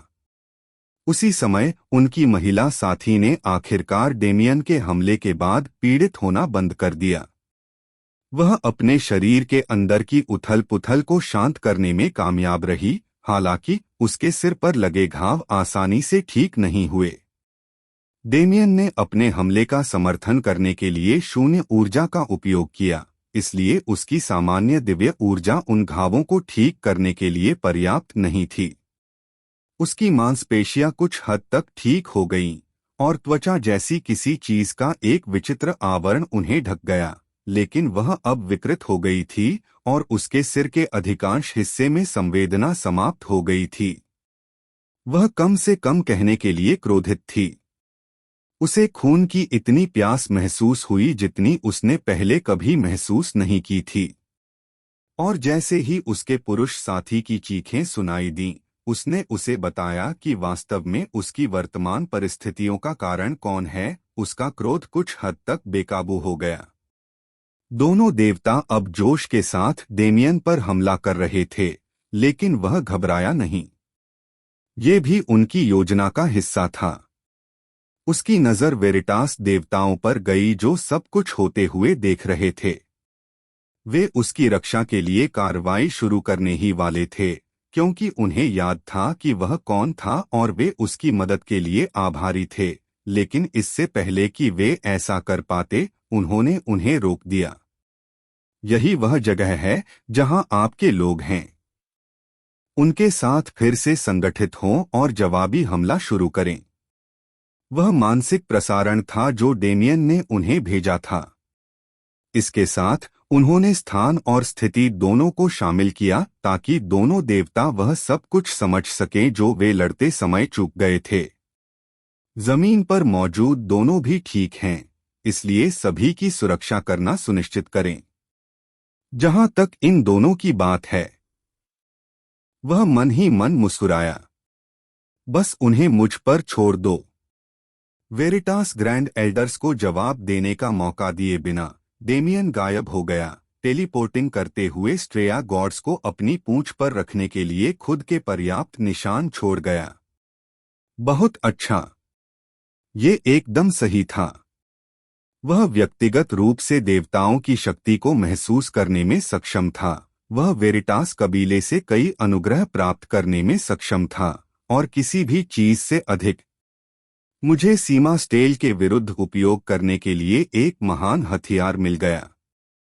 वह अपने कार्यों के कारण एक रक्षक के रूप में अपने कर्तव्यों से दूर होने में सक्षम था और उसने कोई भी ढील नहीं छोड़ी जिसे वेरिटास समूह संभाल नहीं सका। तो अब उसका मौका था।